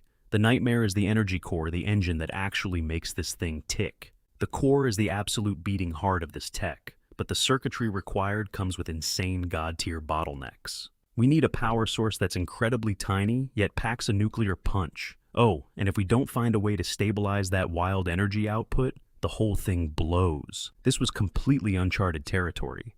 Zeke pressed him, disbelief dripping from his voice. "Wait, is that even physically possible?" The answer came back without a hint of hesitation. "Absolutely." They were staring down two brutal options. Option 1, tweak the blueprint around the core's current layout. The catch: the whole modification process would easily swallow up 10 years. Hell, maybe even 15. Zeke's jaw hit the floor. "Hold up, how long 15 years? Fanon just nodded grimly. "Yeah, it's going to be a massive grind." Then there was option 2. They could completely dodge the redesign headache and hunt down a workaround instead. But that wasn't exactly a walk in the park either, mostly because the item they needed was a high-density mana stone. Zeke practically lost his mind, screaming, "Yo, what did you just say? Aren't those straight-up ancient artifacts like stuff modern tech can't even dream of forging?" The response was a deadpan spot on. "We're talking insanely rare god-tier relics here. Honestly, tracking down any other type of artifact would be way more agonizing than finding the specific mana stone they actually needed. Based on the current market rates, they could hypothetically buy the damn thing for a cool 3,000 gold coins." Zeke froze, his brain short-circuiting. If the Academy sniffed out that he was totally incapable of channeling aura, he'd get expelled in a heartbeat. Waiting 15 years was a hard pass, but dropping 3,000 gold coins, that was astronomical. It physically hurt to think he might actually have to abandon the Shining Sword Graham. The whole campus was convinced he was some aura-wielding prodigy, all thanks to that crazy stunt during the blessing ceremony. In reality, the statue was just reacting to the raw ether and healing magic. His aura reserves were still absolutely non-existent. Ether is notoriously volatile, a chaotic energy that humans practically never master. Without aura, every single high-tier sword technique was locked out for him, leaving him with only one wild card, his spirit soul ability. Yet even with that ace up his sleeve, his absolute limit was juicing up his physical stats and warping his blade's spatial coordinates. Still, that spatial warping was insanely flexible and totally overpowered in combat. That's exactly why scoring the Shining Swordgram wasn't just a want, it was a desperate need. He let out a frustrated string of curses, agonizing over where the hell he was supposed to farm that stupidly rare stone. Fanon couldn't help but fanboy over the blueprint's original architect. Even with the ridiculously intricate core mechanics, the sheer efficiency of the design was mind-blowing. Finding engineering this slick was basically impossible, even if you scoured through authentic Golden Age relics. Boom! A light bulb went off in Zeke's head. He blinked, muttering under his breath. Wait, bingo. How did he not connect those dots sooner? He immediately shot up from his chair, locked eyes with Fanon, and dropped a request, telling him to guard the schematics with his life until he returned. Fanon blinked, totally bewildered. Dude, what are you scheming? Are you seriously telling me to start this 15-year grind? Zeke just chuckled, shaking his head. Nah, man, not a chance. I'm going to bag us that high-density mana stone. Flashing a wildly confident grin, he swaggered right out of the workshop. For context, the Golden Age wasn't just some boring history lesson. It was a brutal liberation war, where humanity clawed its way out from under the dragon's tyrannical grip, capping off with Tarakan Draker's legendary over the apocalypse-bringing dragon Bahamut. That epic win secured centuries of peace.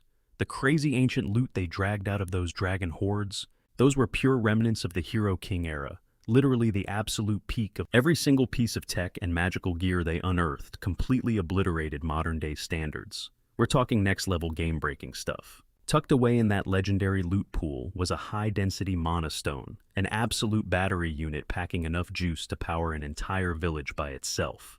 A genuine top-tier relic straight out of the Hero King's vault, cut to a bit later deep inside the Draker Academy's central library. Now this massive archive was basically a ghost town, but the staff kept it pristine simply because rumor had it that Tarakan himself had laid the foundation. Fast forward in the original timeline, during a massive renovation of the archives, workers accidentally stumbled onto a stash of Golden Age relics. That massive leak immediately dragged the Magic Tower and the Nirvana Archmage, one of the ultimate power players from the three great families, into the chaos. In just a few months, the whole place was flipped upside down, bleeding out countless legendary artifacts, and the scoop blew up all over the Continental Information Bulletin. But here's the kicker, all of that drama wouldn't pop off for another 10 years. Right now, our boy was stealthily prowling through the dusty, forgotten wings of the Central Library, smirking at the fact that literally nobody else had a clue about the hidden treasure trove resting. He could blindly tap around looking for the secret entrance for 24 hours straight and still come up empty. Time for the cheat code. He triggered his dragon vision. His eyes flared with power as he swept his gaze down the endless shadowy corridors. Suddenly, a hidden anomaly spiked on his radar. Boom! He found the trick was simple: knock on the right floor tile, and it'll echo with a hollow, dead thud. He rapped his knuckles against the stone, and the resulting dull clunk confirmed. Without missing a beat, he channeled his magical energy, fusing his spirit soul with a heavy slash. This was literally the only way he could weaponize the raw ether he'd inherited from his master. Because ether forcefully manifests a human's willpower into physical reality, you can code it with insane properties. But obviously a power that broken comes with massive debuffs, and the energy cost is absolutely terrifying. Just executing a single move drains a massive chunk of ether, making the spirit soul wildly punishing to wield. Beads of sweat immediately started dripping down his face, as exhaustion hit him like a truck. But the floor violently gave way, exposing a hidden tunnel, and he quickly dove into the dark shaft, and slammed the heavy stone shut behind him, sealing the entrance. Sparking up a torch in the pitch black, he muttered to himself, thinking about how the information bulletin. Nobody warned me this place was a bottomless pit. A chill ran down his spine as he stopped dead in his tracks. Glancing down the right hallway, a massive squad of undead boneheads was marching straight toward him. It hit him. This ancient dungeon wasn't supposed to be discovered for another full decade. Had some other player stumbled upon this zone way too early? Peeking around the crumbling stone, he squinted at the skeletal crew and realized they weren't armed with swords, but rusty shovels and heavy pickaxes. Phew, definitely no boss-level lich pulling the strings here. Perfect. Time to pop his critical strike skill and smash some skulls into dust. This was going to be an absolute breeze. But mid-swing, a glowing blue holographic screen popped up chiming that he just snagged 2 sweet karma, all for turning a couple of low-level skeletons into bone meat. No shot I actually get currency for farming these creeps. He had totally blanked on that massive perk, since his brain was laser-focused on grabbing epic loot. But hey, a free farming session, count him in. The hunter instantly became the predator, sprinting after his precious glowing karma stash. He tore through the undead ranks like a blazing hurricane, the system pinging wildly with every shattered skull. Before long, he had utterly demolished 20 of those bony grunts. Too easy, he smirked, wiping non-existent sweat from his brow. Right on cue, the interface flashed, pulling up a low-tier admin dashboard. Player handle Zeke, character class immortal unique, current title, The Guy, blessed by the ancient dragon.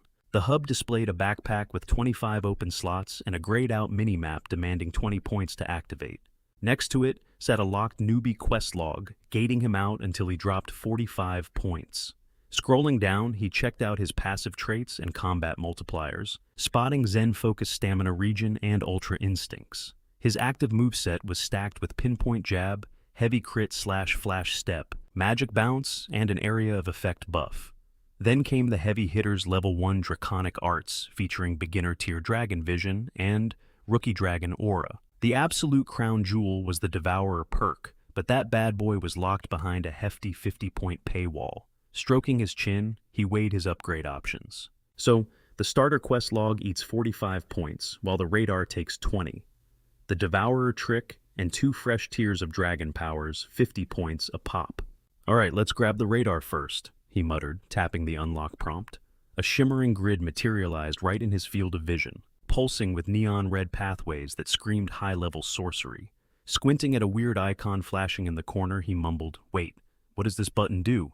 The AI chimed in smoothly, announcing that his flat retro map was getting a massive upgrade to a full 3D layout. Boom! An intricate glowing hologram exploded into the air, mapping out the entire dungeon layout with crystal-clear precision.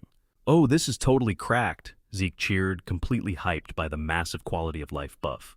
But one specific glowing node was blinking in golden yellow. A digital voice echoed, "Would you like the optimal GPS routing to your marked waypoint?" Aiming straight for the Dragonslayer's vault. He blinked. The vault. Back in the day, legendary raiding guilds wasted entire weeks hunting that exact spot down. Yet here he was staring right at the target on his map. He punched the glowing icon, and the UI confirmed it was locking in a speedrun trajectory, straight to the jackpot. A glowing breadcrumb trail illuminated the dark floor, leaving him absolutely speechless. "Bro, how did those top-tier guilds even get lost in here?" Following the neon path, he practically glided through the maze, arriving at the final zone in record time. But there was a massive catch. He was staring up at a colossally thick stone barricade with absolutely zero keyholes or levers in sight. Reaching for the heavy iron ring, he let out a dry laugh, fully expecting it to be bolted shut. But the second his fingers brushed the metal, a lethal wave of crimson energy flared violently around his wrist. Alarm bells rang in his head. This was a high-grade defense ward. No wonder the Elite Magic Tower and the Supreme Nirvana Guild got totally wiped out here. If it wasn't for his enchanted gauntlets, that blast would have incinerated his entire arm. Plumes of thick black smoke hissed from his charred armor. Yeah, trying to brute force this hex was a quick ticket to the grave. Pivoting strategies, he pulled up his digital dashboard. "Hey, system, be a pal and hack this gate for me, will ya?" A mechanical chime rang out, confirming an override command from the admin account, immediately syncing with the ancient firewall. The deadly red aura flickered and died, followed by a robotic voice explaining that since the auto-locks were jammed, it was forcing a manual reboot of the heavy gears. His jaw practically hit the floor. "Wait, hold up. Are you actually responding to my voice commands right now?" The AI coldly replied, "Affirmative."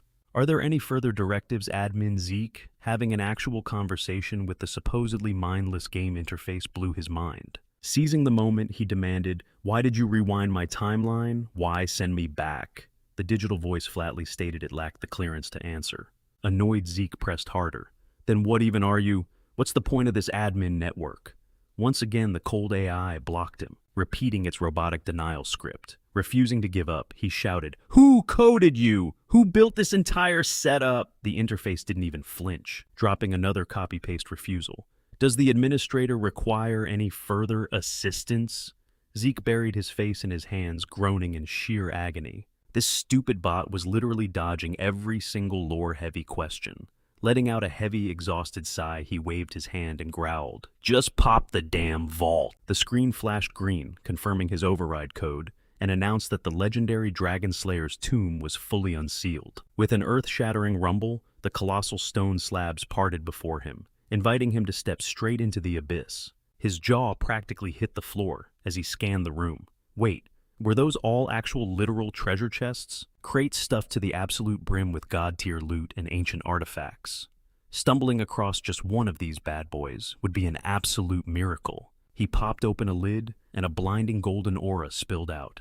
Holy crap, this is the mother lode, he gasped, completely blown away by the epic gear staring back at him. Mountains of gold and top-tier supplies were ripe for the taking. Oh, he was definitely wiping this place clean. Talk about hitting the ultimate. He couldn't wait to dump all this on Galleon. But more importantly, he had finally secured the bag.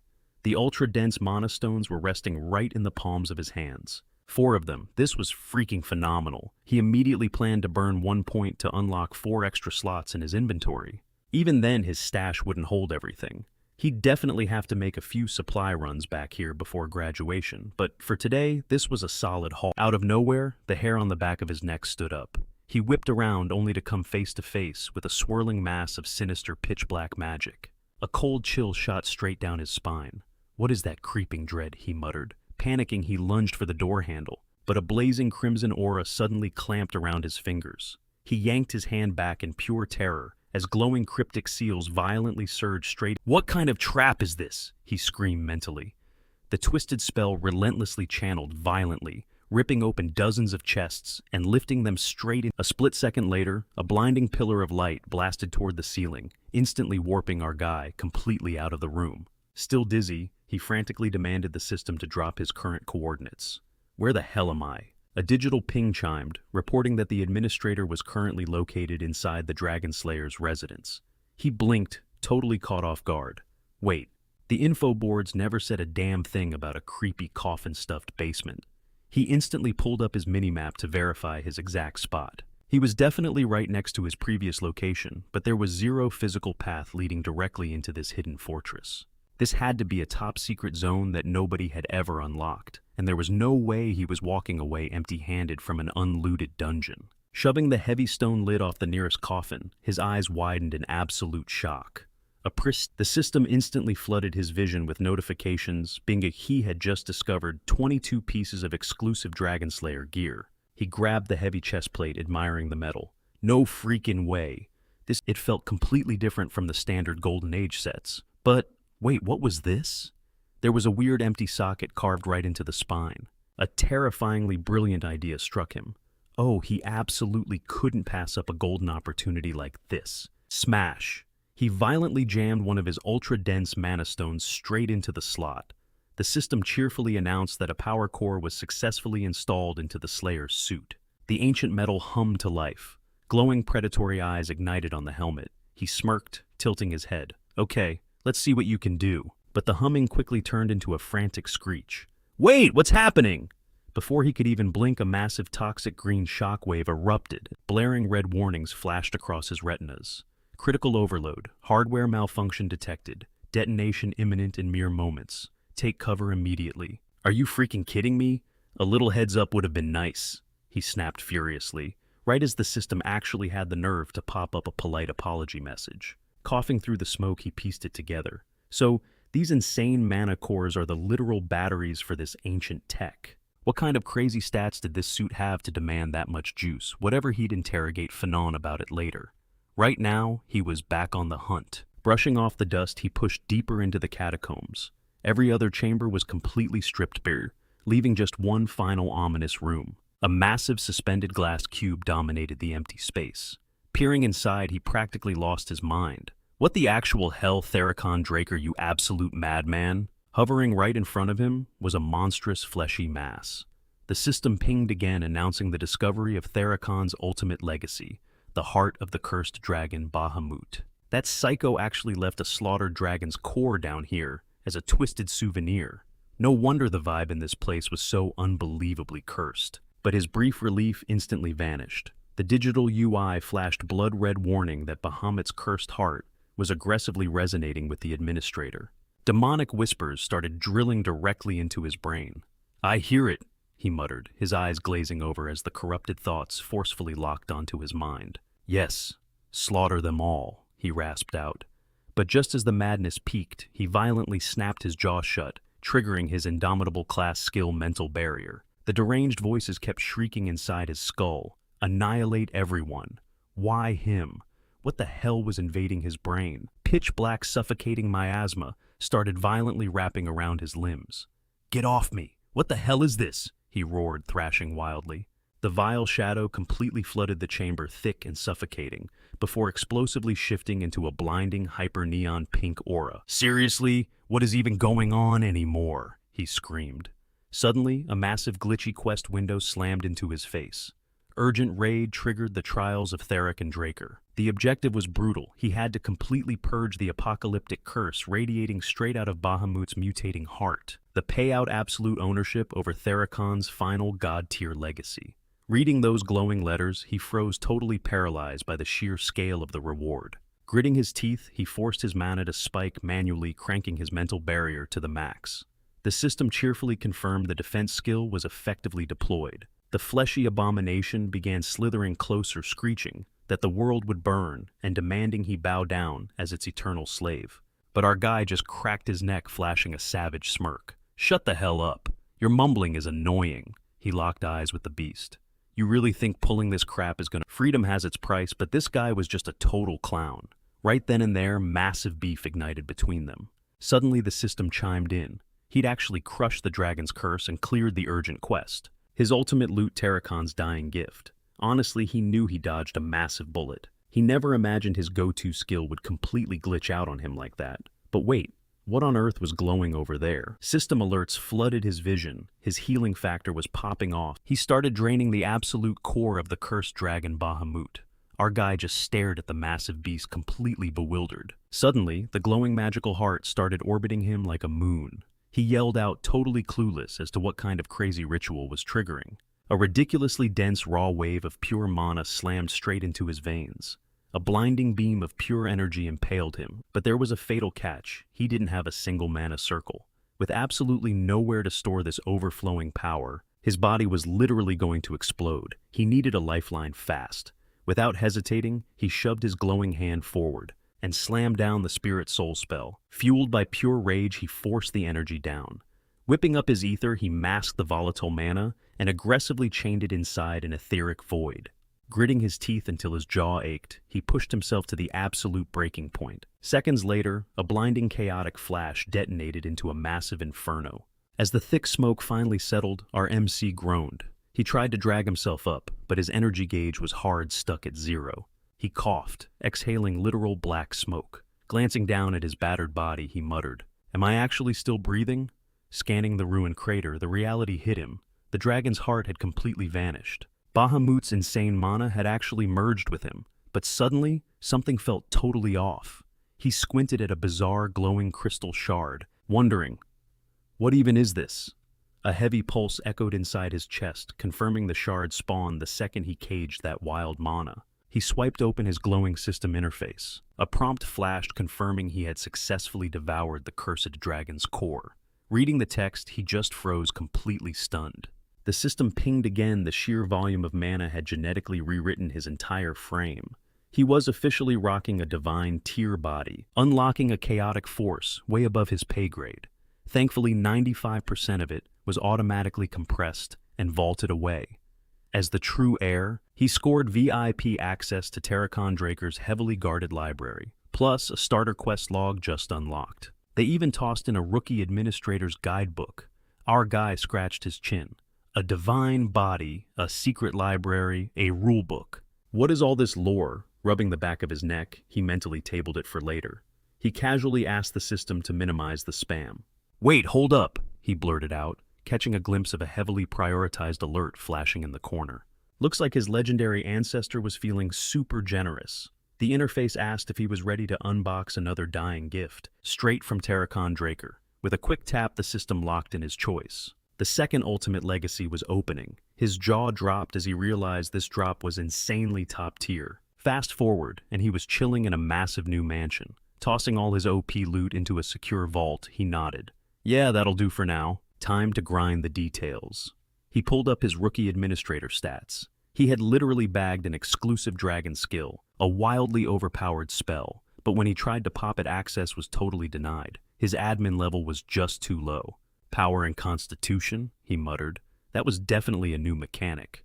Guess he'd have to level up his raw stats to break the spell's seal. The UI detailed his specs Power Dragon Command and the Mouth of Dragons. He could straight up spawn dragons to do his bidding, and they'd be completely loyal to his voice. Then there was his constitution, a literal divine body. His physical vessel was now optimized for peak performance. His combat reaction times and internal ether flow had skyrocketed. Honestly, the vague text wasn't giving him much to work with. But then a fresh status window popped up, tied directly to Terracon itself, not just the loot. He quickly ordered the system to expand those hidden files.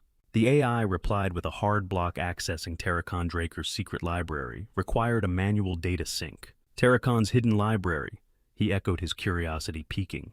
The system ordered him to travel to a designated sync zone. He immediately checked his minimap for the waypoint. I actually have to travel for this fine, drop the pin. But the second he glanced at the coordinates, his blood ran cold. It was Valhalla, the absolute most elite hardcore training facility for top-tier knights. A heavily restricted territory where absolutely no outsiders were allowed to step foot unless you were. Even a prodigy like him would sweat trying to crack those gates. Enrolling wasn't exactly on his radar, but since it tied directly into Terracon's dying gift, yeah, a pivot was definitely needed. Looks like he was stuck playing the obedient son in this toxic bloodline for just a bit longer. Suddenly, a holographic interface popped up. The beginner tier quest log was officially online. Low-level admin training was about to kick off, and clearing it would trigger a milestone mission to skyrocket his admin privileges. Crush that final objective. And the sweet loot drops were all his. Zeke smirked, realizing the payout was guaranteed the second he cleared the board. It gave off major adventurer guild or merc contract vibes, but seriously, what the hell kind of bootcamp was this? The system pinged. Commencing low-tier admin tutorial. He tilted his head, completely lost, when out of nowhere, a dizzying warp yanked him into a total void. He scanned the eerie landscape, heart pounding. Was this another random teleportation trap? No, the aura here was way off. This dimension felt entirely alien compared to his last warp. A heavy, suffocating energy pressed against his skin. As he swept his gaze across the barren ground, a massive shadow loomed. A hulking brute clutching a crude club stepped into the light, backed by a whole squad of bloodthirsty orcs. Zeke immediately checked his UI, which flashed the mission details. His objective: wipe out the mob before the timer hit 0, and he had to flex at least 2 different skills to pull it off. The bounty Sweet Karma points full access to his system inventory and 60 minutes on the clock. Getting ambushed by a pack of orcs was literally the tutorial's way of forcing him to master the system's mechanics under maximum pressure. Man, a cheat code like this would have been clutch in his past life. Gritting his teeth, he locked onto his targets. Boom! A blinding flash shattered the ground, kicking up massive clouds of dust. System-engaged boots blurred across the dirt, and his blade carved through the air. Zeke went absolute goblin mode, shredding the monsters one by one. As a massive beast crumpled at his feet, he noticed something crazy. His heavy-duty claymore felt utterly weightless, like he was swinging a literal paper sword. The AI chimed in his physical stats had evolved into a divine body. Every muscle, every fiber was operating at absolute peak perfection. His combat reflexes and the violent flow of ether surging through his veins had skyrocketed. Was this insane power buff really the perk of a divine physique? With stats like these, he'd mop the floor with the Purple Knight. A golden notification popped up, tutorial cleared, and in a blink, he was yanked right back to reality. Was it all just a hallucination? No way. The adrenaline pumping through his veins was way too real. The holographic screen flashed again, showering him with a critical hit multiplier and a speedrun time bonus. He bagged a cool 40 points and unlocked the marketplace. Zeke swiped through the shop, eyes widening. Jikin's flesh. Fire Giant's breath. This place was stacked with ultra-rare relics that would cost a kingdom in the real world. A smirk crept onto his face.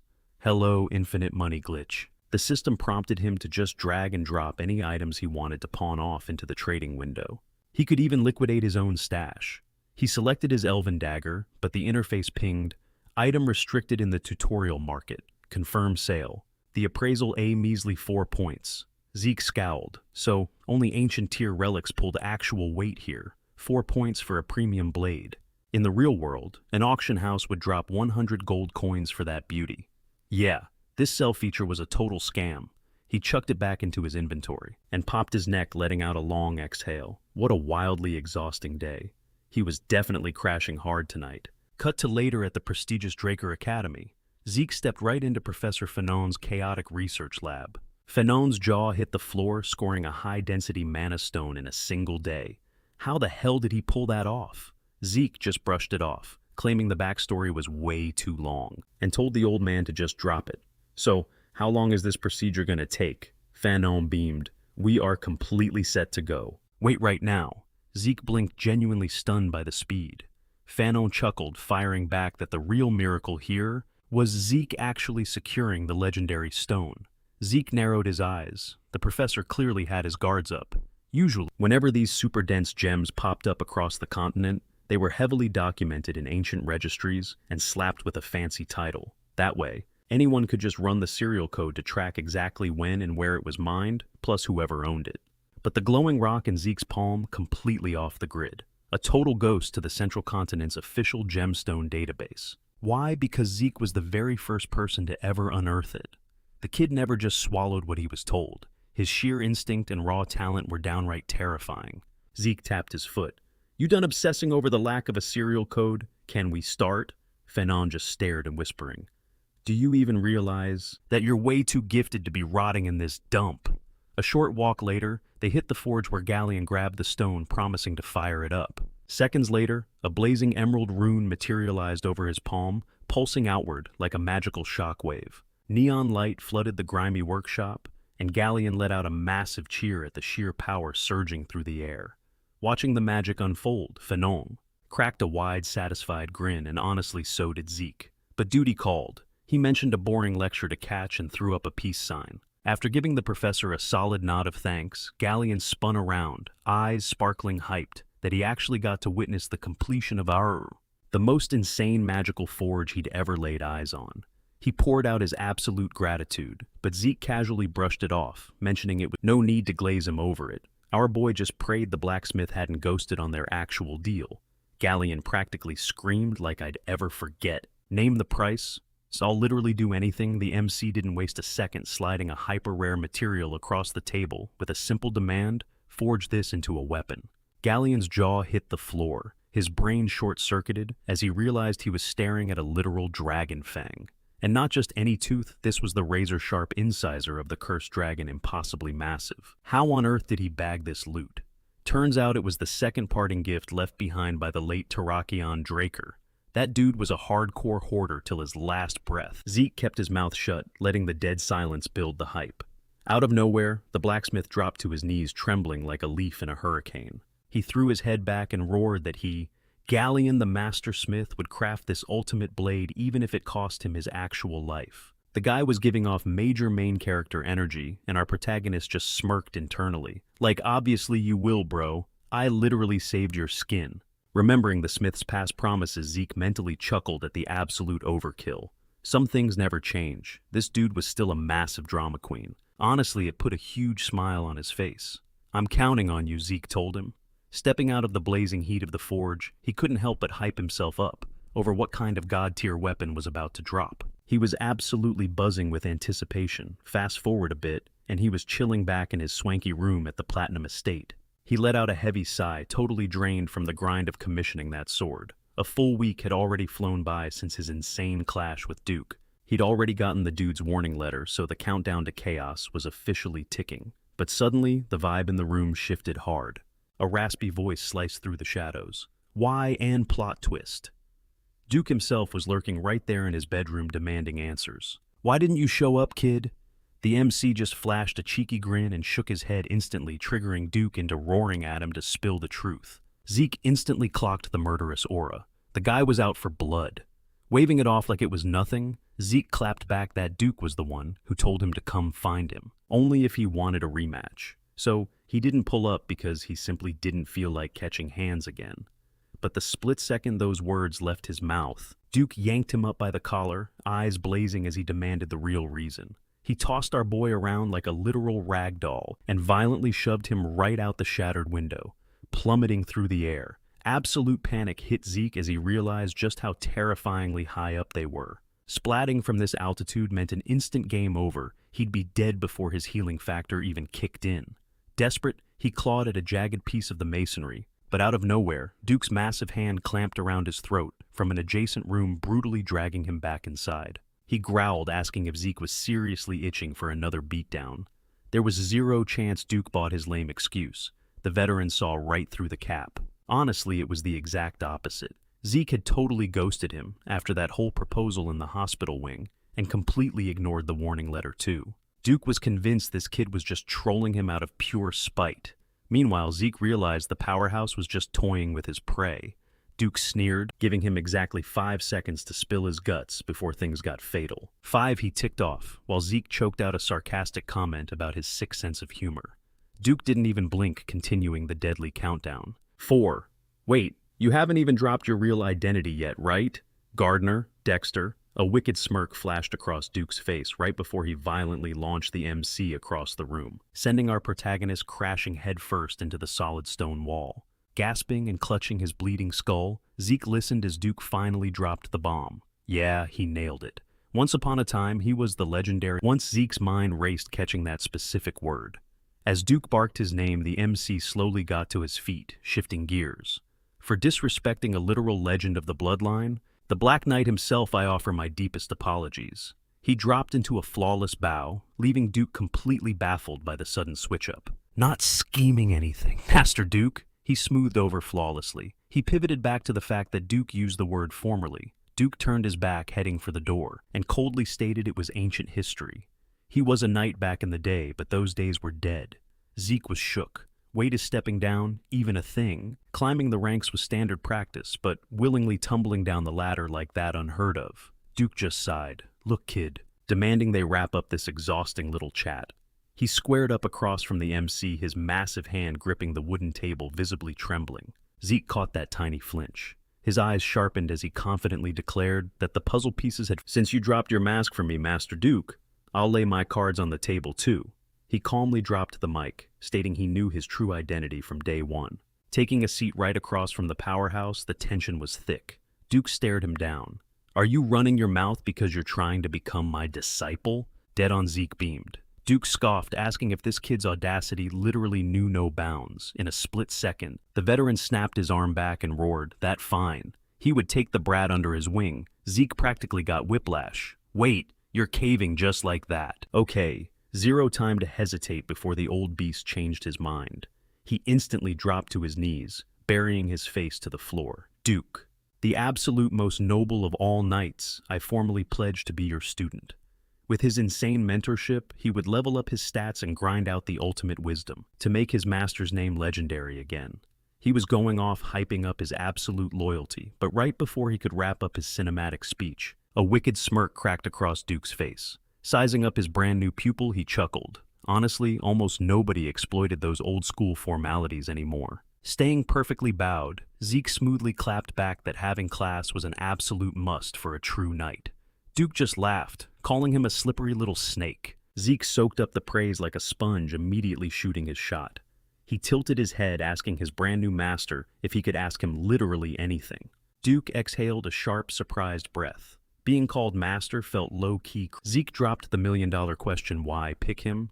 Duke was straight-up legendary for ghosting every single wannabe apprentice. Literally only Andre, the absolute prodigy of the century, managed to bag that title, and even that took years of hardcore begging. So, why fast-track Zeke? Sure. Duke felt a spark during their duel, but still, did he spot some insane next-level potential that totally eclipsed on? Zeke knew his own hype. Duke just smirked, eyes gleaming. What do you think, kid? Give it your best guess. Zeke didn't miss a beat. Because I am the ultimate family prodigy, right? Duke practically face-palmed, groaning, good grief, your ego is genuinely out of this world. If it were just about raw talent, I would have been way better off recruiting that girl from the Turin clan. Zeke pouted, spinning around. But Duke got real. He respected the kid's sheer grit.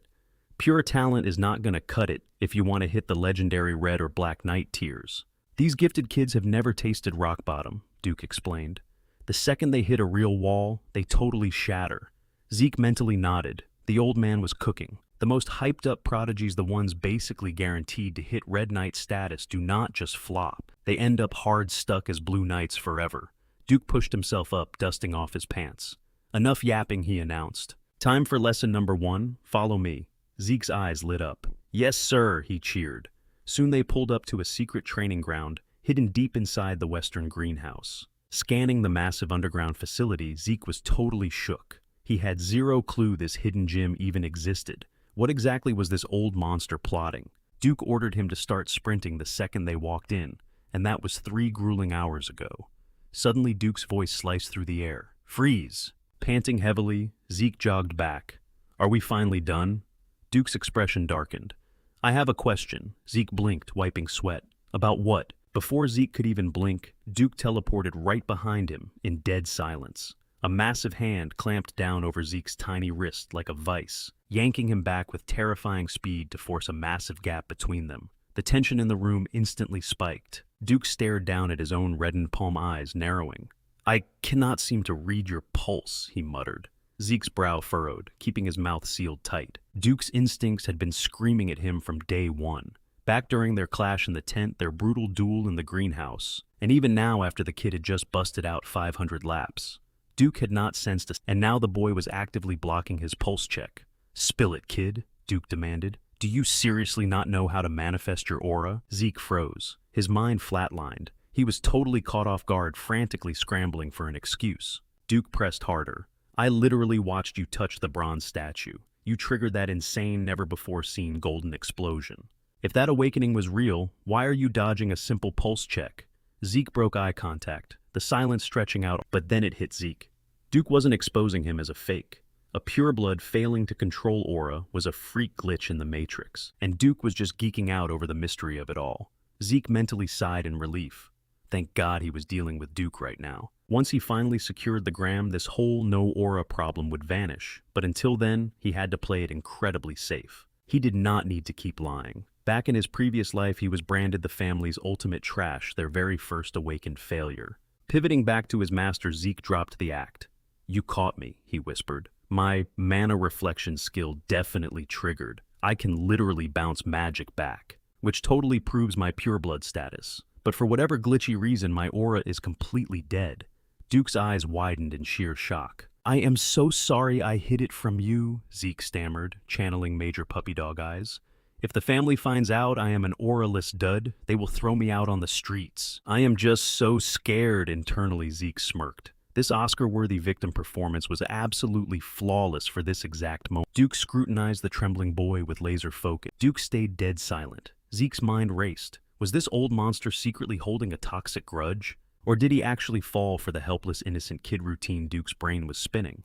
The kid absolutely crushed his awakening, so why was his aura tank completely empty? As Duke fell down a rabbit hole of theories, Zeke held his breath. He knew his logic was bulletproof. Even with a forced pulse check, Duke could never debunk the results of the blessing ritual. The fact remained that Zeke was legitimately an awakened prodigy with zero aura. Duke rubbed his temples, thinking this whole anomaly was just nature being chaotic. He was actively trying to rationalize the impossible. Zeke played dumb, looking totally lost, which was the expected reaction. Without the cheat code knowledge of player classes, it was the only logical conclusion for a native of this world. Snapping back to his fake innocence, Zeke asked, "So, what exactly is wrong with me?" "Master, there is a rare label for freaks of nature like you," Duke explained, his tone heavy. "People blessed with straight-up glitch. We are talking mutants who can dual-wield aura and mana at the exact same time, or even monsters who can glimpse into the future. Honestly, these kinds of permanent game-breaking traits are highly volatile. Keep your mouth shut about this to everyone." Zeke nodded solemnly.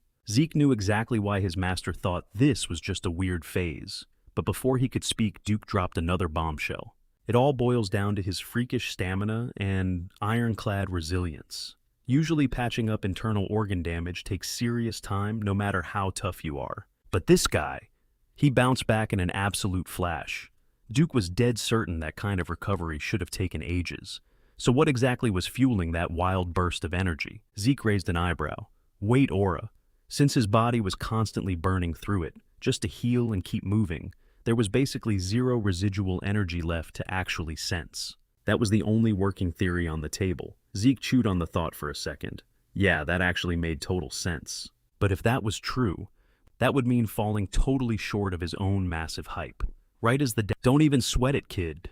His signature storm art wasn't your average technique. It completely bypassed the need for aura. Basically, these special arts were god-tier moves, forged only by knights who had pushed themselves to the absolute apex of human limits. Normally, a dragon-slaying move like this demands massive aura output, but his storm art.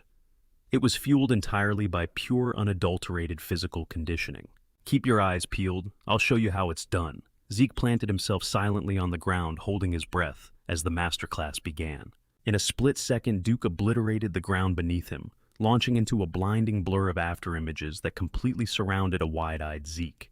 Reappearing without breaking a sweat, Duke smirked. Did you catch that? Zeke just blinked, mind running that back one more time? Duke scoffed loudly. Do I mind? Hell no, figure it out.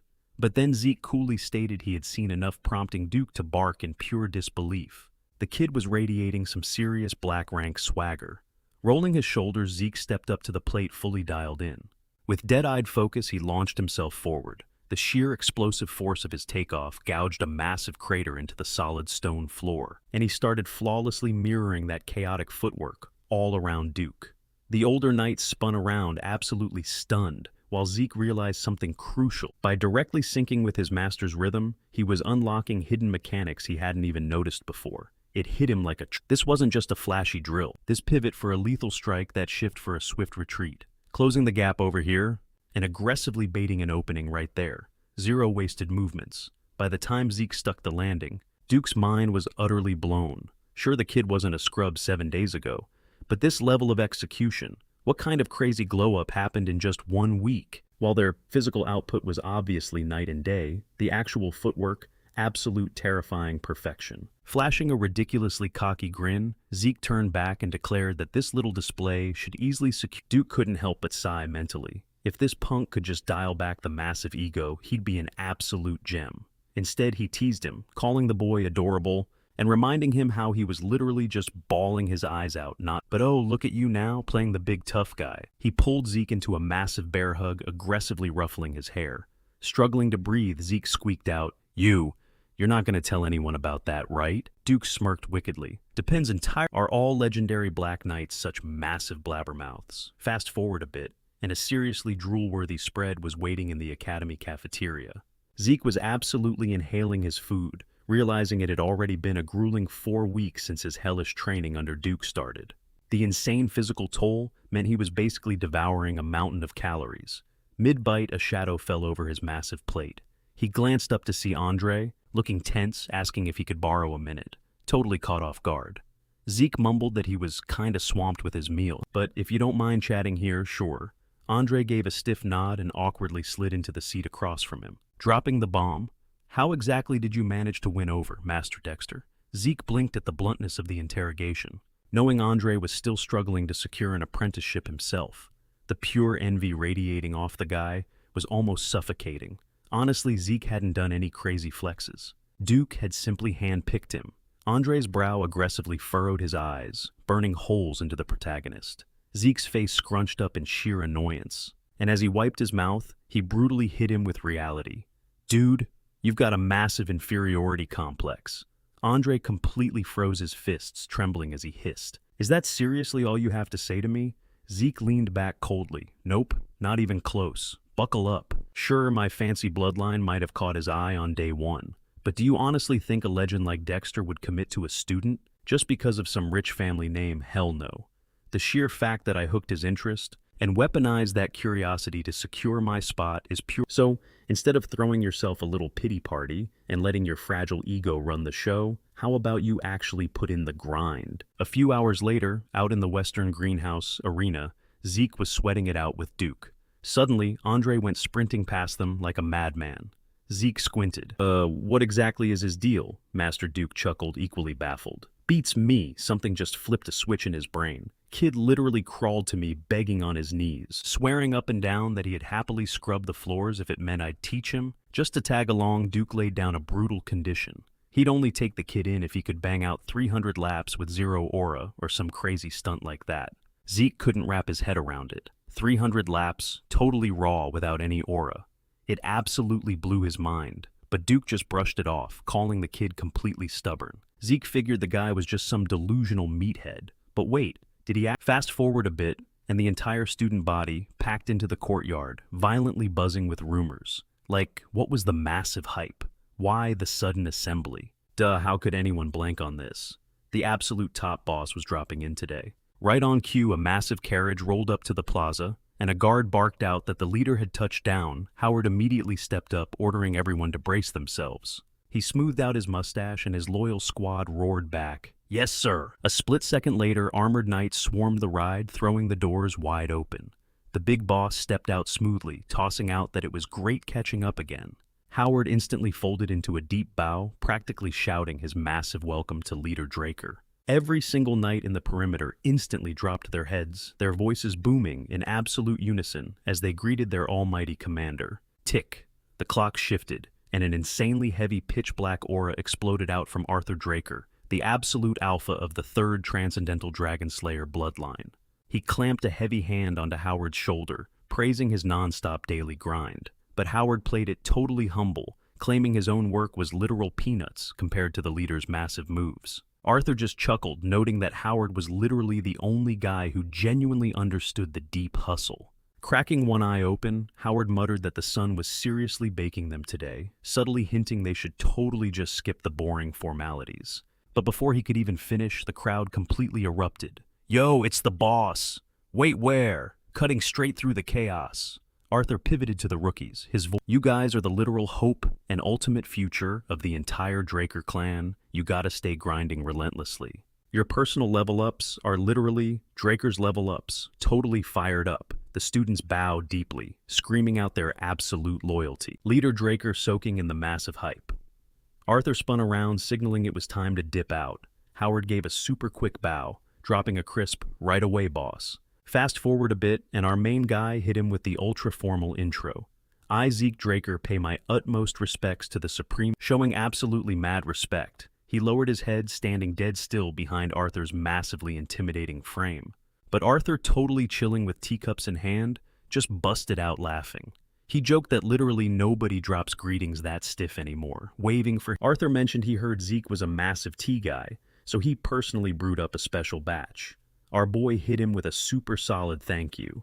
As they posted up at the table, Zeke eyed him low-key, tripping out. Like were his spies seriously tracking his personal snack preferences? Word on the street was that even the Emperor missed out on some of life's absolute finest flexes. But this Draker dude, he had VIP access to literally everything. Zeke just stared totally blankly at his own reflection, slowly rippling. Yeah, definitely not just some wild rumor anymore.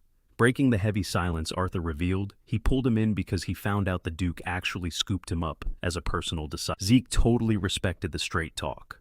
Arthur wasn't sugarcoating anything, straight up admitting this gig was an absolute massive win for the kid. Arthur nodded, completely validating all the hype. He wasn't exactly sure what Zeke's ultimate endgame was, but if he kept grinding hard under the Duke's crazy wing, boom. Before Arthur could even finish his sentence, our MC sharply cut him off, dead serious. To become the absolute strongest powerhouse on the entire, he vowed to brutally outscale literally everyone just so he could live his life totally off the leash. With a super sharp clink, Arthur dropped his empty cup right back onto the saucer. "That is my ultimate endgame," Zeke confidently added, flashing Arthur a wildly ambitious smirk. "Then I am going to completely surpass even you," he fearlessly declared. Instantly, Arthur unleashed a suffocating wave of heavy aura, making our MC pain. Wait, is this the legendary astral sword? The absolutely mythical energy that literally dominates every single breathing thing. Rumor always had it that this was the absolute peak of human aura control, strictly locked exclusively for the ultra-elite Black Knights. Pure cold sweat started violently pouring, fighting the insane pressure. He forced himself to stare Arthur down, and choked out. Without a single doubt, just like that, the crushing weight magically vanished. Arthur smirked openly, admitting that was the absolute most entertaining flex he had heard in actual years. Mind totally blown, our boy thought.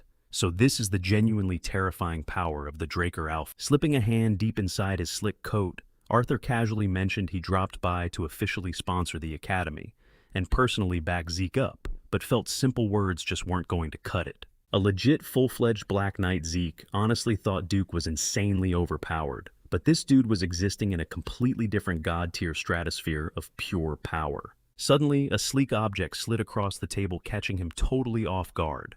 Arthur casually called it a little rank-up reward for becoming Duke's prize student. Bro, it was an ultra-rare infinite limit, black card. Zeke literally gasped out loud, and Arthur just chuckled instantly, guessing the kid already knew its absolutely insane value.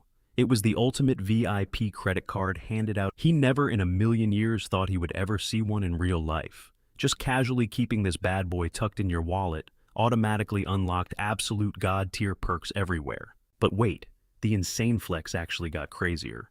Arthur calmly dropped the bomb that it was completely registered under their family name. Instantly, our MC shot right up and bowed in massive deep respect, swearing he was insanely grateful and would strictly only bust it out in serious life or death emergency. But as he stared intensely down at the sleek black plastic in his hands, pure reality hit him.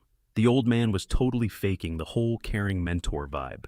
Every single time you swipe a card, it leaves a glaring digital trail. The guy just wanted a super easy way to track his every single move. But honestly, Zeke confidently figured, honestly relying on the Black Combat Squad right now feels like major overkill. In Arthur's eyes, the kid isn't even a blip on their radar. Arthur steepled his fingers, locking eyes with him.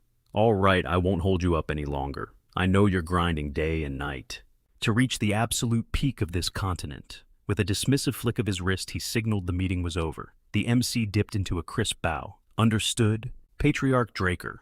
Slipping out of the heavy oak doors, our guy vanished down the dimly lit corridor. Left alone, Arthur let out an exhausted heavy sigh, slumping deep into his plush leather chair. From the shadows behind him, Duke scoffed, calling his performance totally nauseating. Arthur raised an eyebrow, smirking. Why so salty? Duke snapped back. Since when did you start playing the caring father? You've ghosted that poor kid his entire life, and now you suddenly care? Arthur shot him a chilling glare.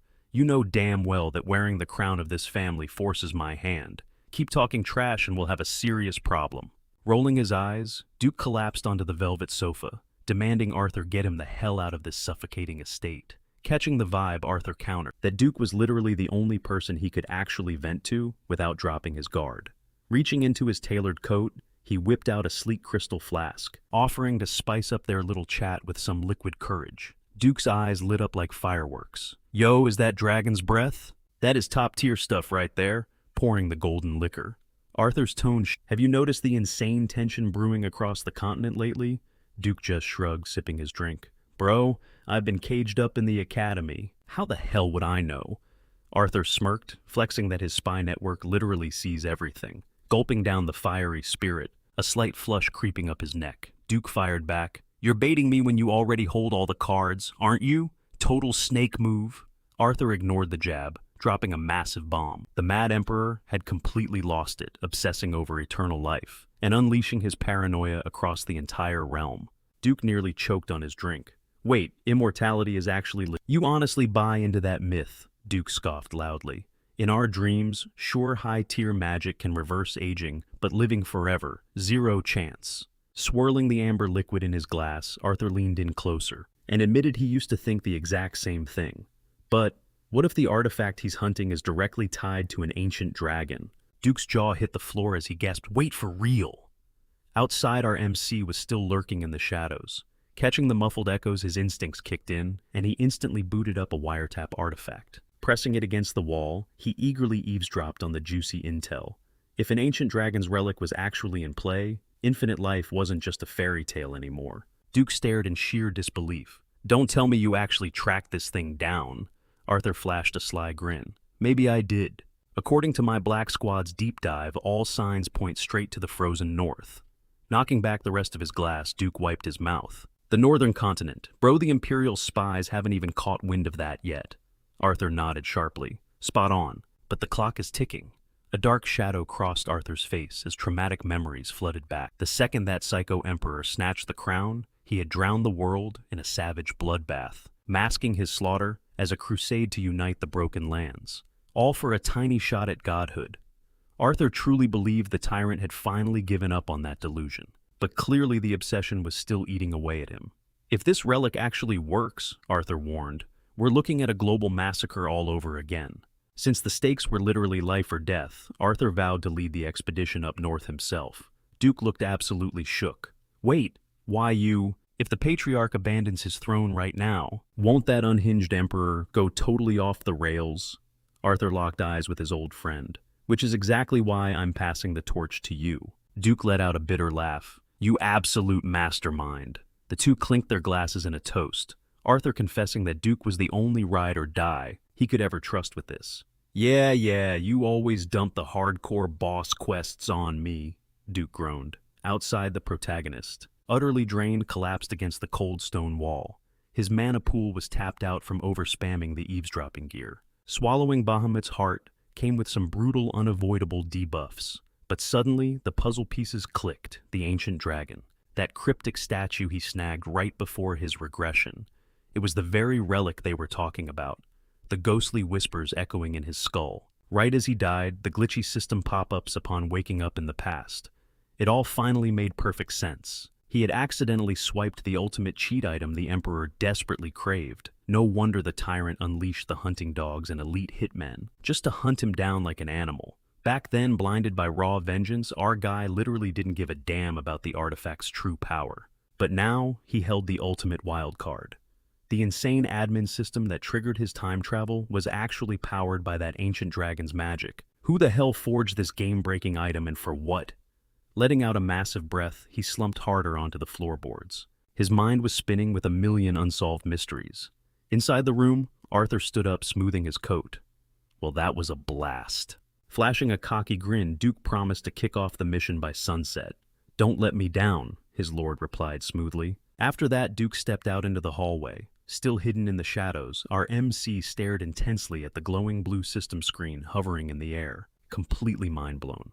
So, this is the exact same legendary drop that Psycho was ready to burn the world for, he whispered. Wait, how exactly does time traveling back to the past connect to eternal youth and immortality? His thoughts derailed. Bam! The door slammed open. Arthur peeked out into the dead silent hallway. Am I just tripping? Right at that exact second, our boy was literally vaulting out the window. Flash forward to the training hall. Zeke glared totally annoyed. Pretty sure I said 0 interruptions while I am in the zone. Decker instantly bowed his head. My deepest apologies, young master. A classmate is here. Should I tell him you are booked? Zeke narrowed his eyes. A classmate, bro? He literally had 0 friends at this academy. Whatever, let him in, he sighed. Moments later, Zeke was violently scratching his head, racking his brain trying to figure out who this random was. Wait, Liam. Since when were they boys? Before he could process it, Liam crashed to his knees, practically screaming his lungs out, begging to be taken in. Zeke let out a massive sigh. Should have just ghosted him, he thought. He crossed his arms. So, what, you are trying to be my lackey? Liam's eyes burned with crazy intensity. Yes, master, I will literally give you everything. Zeke raised an eyebrow. What about Jakin? Liam's fists shook violently. He tossed me out like garbage. He snapped his head up, screaming that he needed to reach Valhalla, do or die. Zeke stared him down. Deja vu hit hard. This exact same breakdown happened in his past life. Seriously, what was this insane obsession with Valhalla? Liam just kept wailing desperately, begging to be claimed. Zeke finally threw a hand up, cutting him off. Are you actually brain dead? You should have crawled to the Turin or Zimin clans. I have got 0 family backing.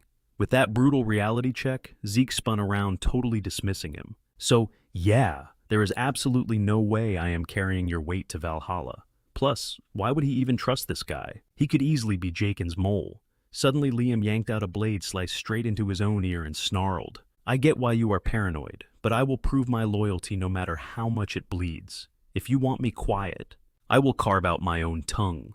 You want me crippled, I will smash my own shins. Without blinking, he slashed his own finger, blood dripping onto the floor. My life is literally yours, master. Zeke froze. The memories flooded back those exact haunting words from his past life. Back then, he swore he would trade his pathetic life for ultimate loyalty. Liam just kept chanting, begging, praying to be accepted. I need to be the strongest I have, to be the absolute best. You have to train me, master, please. He was completely groveling now. Zeke just kicked a sword straight at him. Clang. 1 strike, Zeke ordered coldly. Survive just 1 attack from me and you are in. Liam's face lit up. He flashed a wild smile. Thank you. Cut to the arena. The tension was suffocating. Zeke checked him out. You completely healed up. Liam nodded, hyping himself up internally. Honestly, he thought tanking 1 single hit would be a cakewalk, especially since he was flexing that Draker aura. But damn, were they actually the same age?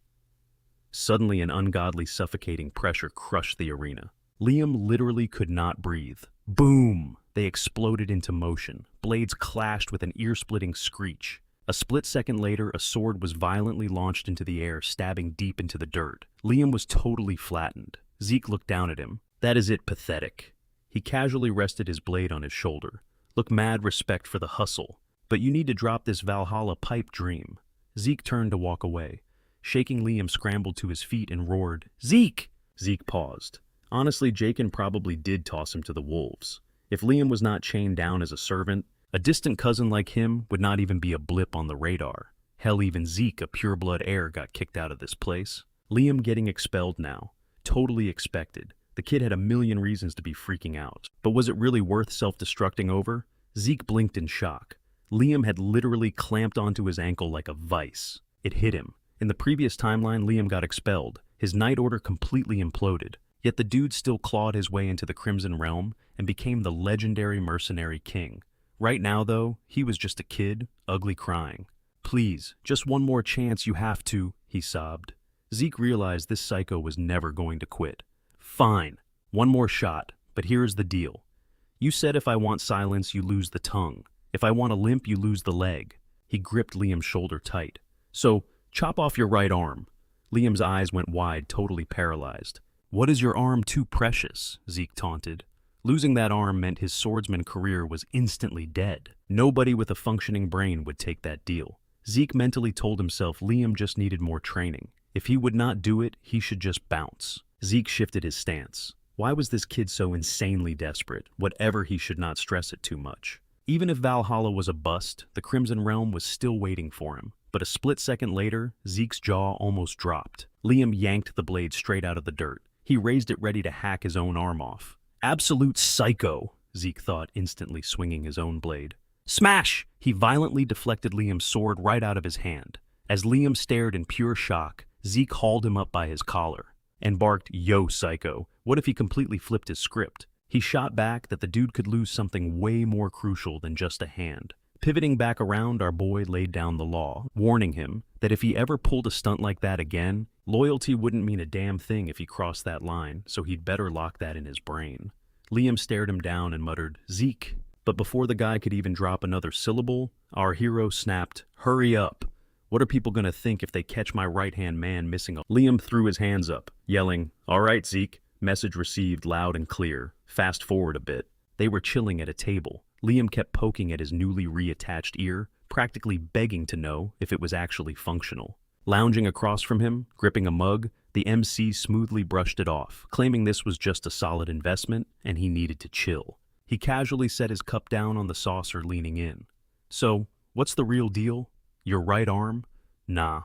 What could possibly matter more than your own life?" Clasping his hands tightly together, Liam finally dropped the bomb. "My mom?" He revealed that just a couple days after Jakin threw him to the wolves, he got absolutely wrecked by the news that his mom had caught a brutal fever. Sure, her temperature cooled down, but then her whole body broke out in these nasty red patches that literally looked just like blooming roses. She was fading fast, completely drained of energy day by day, and the local medics absolutely clueless. They couldn't even put a name to the sickness. Our guy connected the dots. "So, that's exactly why you were making a beeline for Valhalla." Liam nodded, explaining that the elites at Valhalla totally hoarded the absolute best medical flexes on the entire continent. Without missing a beat, the MC snatched up a brush, dunked it in ink, and muttered, "Red rose-like patches." He started scribbling gears, turning in his head. Fever spikes, dropping into rose-patterned rashes all over. No doubt about it, these were the exact warning signs of the red bloom, the deadly plague destined to absolutely nuke the center in exactly 5 years. Super contagious, insanely lethal. This nightmare wiped out endless crowds before some total geniuses finally cooked up a game-changing cure that deaded the outbreak for good. He slid the ink-stained paper across the table, casually dropping that it was the literal cheat code to cure his mom. The formula was so painfully basic that even a backwater... Liam snatched the paper like it was holy text, overflowing with gratitude. But he had to ask, how did Zeke zero in on a mystery disease that totally stumped the pros? Our boy mentally flashed back. The legendary alchemist duo, Al and Jeff. Those two masterminds literally brewed the antidote to salvage the completely wrecked Central Lands, but a greedy-as-hell alchemist guild straight up hijacked the cure, squeezing insane cash out of desperate dying folks. Once the brothers caught wind of that scam, they leaked the formula to the masses, blasting it everywhere, until even a grunt like him knew it by heart. Out loud, though, he just hit him with a smooth, "Let's just say I've got a hookup in the alchemy world." Now that he was clutching the golden ticket, there was zero reason for him to hit up Valhalla or keep playing the role of a lackey. But Liam violently shot up from his chair. "No shot. I already swore my actual life to you, Zeke." White-knuckling his fists, he dropped straight to his knees, burying his head to vow absolute ride-or-die loyalty until his last breath. A blood oath. Gotta admit, having the literal king of mercenaries locked in as my attack dog is a massive W. He then tossed out a warning, telling the guy he was lagging way behind and seriously needed to grind if he wanted to keep up. "Fired up," Liam roared. "Bet. Say less, my lord," jumping to another scene. Howard was kicking back in his leather chair, questioning, "What's the crisis?" The student offered a crisp bow and dropped the hook. "Sir, I've actually brought a proposal to— What if we totally cranked up the danger levels for this semester's exams?" Howard raised an eyebrow, completely caught off guard. "And why exactly would we do that?" Owen admitted he might be overstepping, but these fresh-faced rookies were ridiculously overpowered. We're talking heavy-hitter families with even pure-blood legacies waking up left and right. If they served up the same baby-tier test as last year, these phenoms wouldn't even break a sweat, let alone prove their true hype. Howard rubbed his chin. "Makes total sense. Good looking out, Owen. I'll definitely chew on that." The second the kid dipped out of the office, Howard swiveled his chair around, locking eyes with the skyline as his thoughts turned dark. Bloodlines never lie. He was on the exact same wavelength, but considering the absolute horrors heading their way, it was smarter to crush any weakness right here. Flash forward to Judgment Day, the dungeon exploration exam. This isn't your standard pop quiz, it's the signature trial by fire at Drake Academy, where students are thrown together in duos and forced to conquer a deadly labyrinth before the clock runs out. The real kicker, the threat level is pure RNG for every single team, and rolling a bad dungeon can literally make or break your whole run. Standing at the gates, our MC threw a side-eye at Liam, asking if he was feeling the pressure. Liam swallowed hard. "Yeah, definitely." A cool smirk painted the hero's face as he reassured him it was totally normal. Paralyzing fear just triggers stupid mistakes, while zero fear breeds sloppy arrogance. But keeping that adrenaline right in the sweet spot, that's what keeps you breathing. Liam sucked in a massive breath to steady his nerves, just as the proctor's voice boomed over the crowd. "On deck, Yeek and Liam." Our boy casually nodded that it was showtime, and Liam fell right in step behind him, whispering a fierce "Lead the way, my lord," as they stepped into the abyss. The instructor threw his hand up, dead stopping their tracks. "Hold it. Take that route," he ordered, jabbing a finger toward a pitch-black corridor. "Why are you guys just standing around looking lost?" he scoffed. "Get moving, cadets." Our MC stepped straight up without missing a beat. "Got it," he replied. Internally, he was calculating the odds, knowing dungeon difficulty levels were totally randomized. But honestly, this was just a D-tier exam, so the threat level was basically zero. The real challenge wasn't surviving, it was escaping before the clock ran out. Every squad snagged a countdown device that triggered the second they crossed the threshold. Their total survival window, showing off raw combat mechanics and throwing hands, definitely factored into their final grade too. Plus, scoring some massive extra credit was— Still beating that buzzer was the ultimate priority, because if you failed to make it out,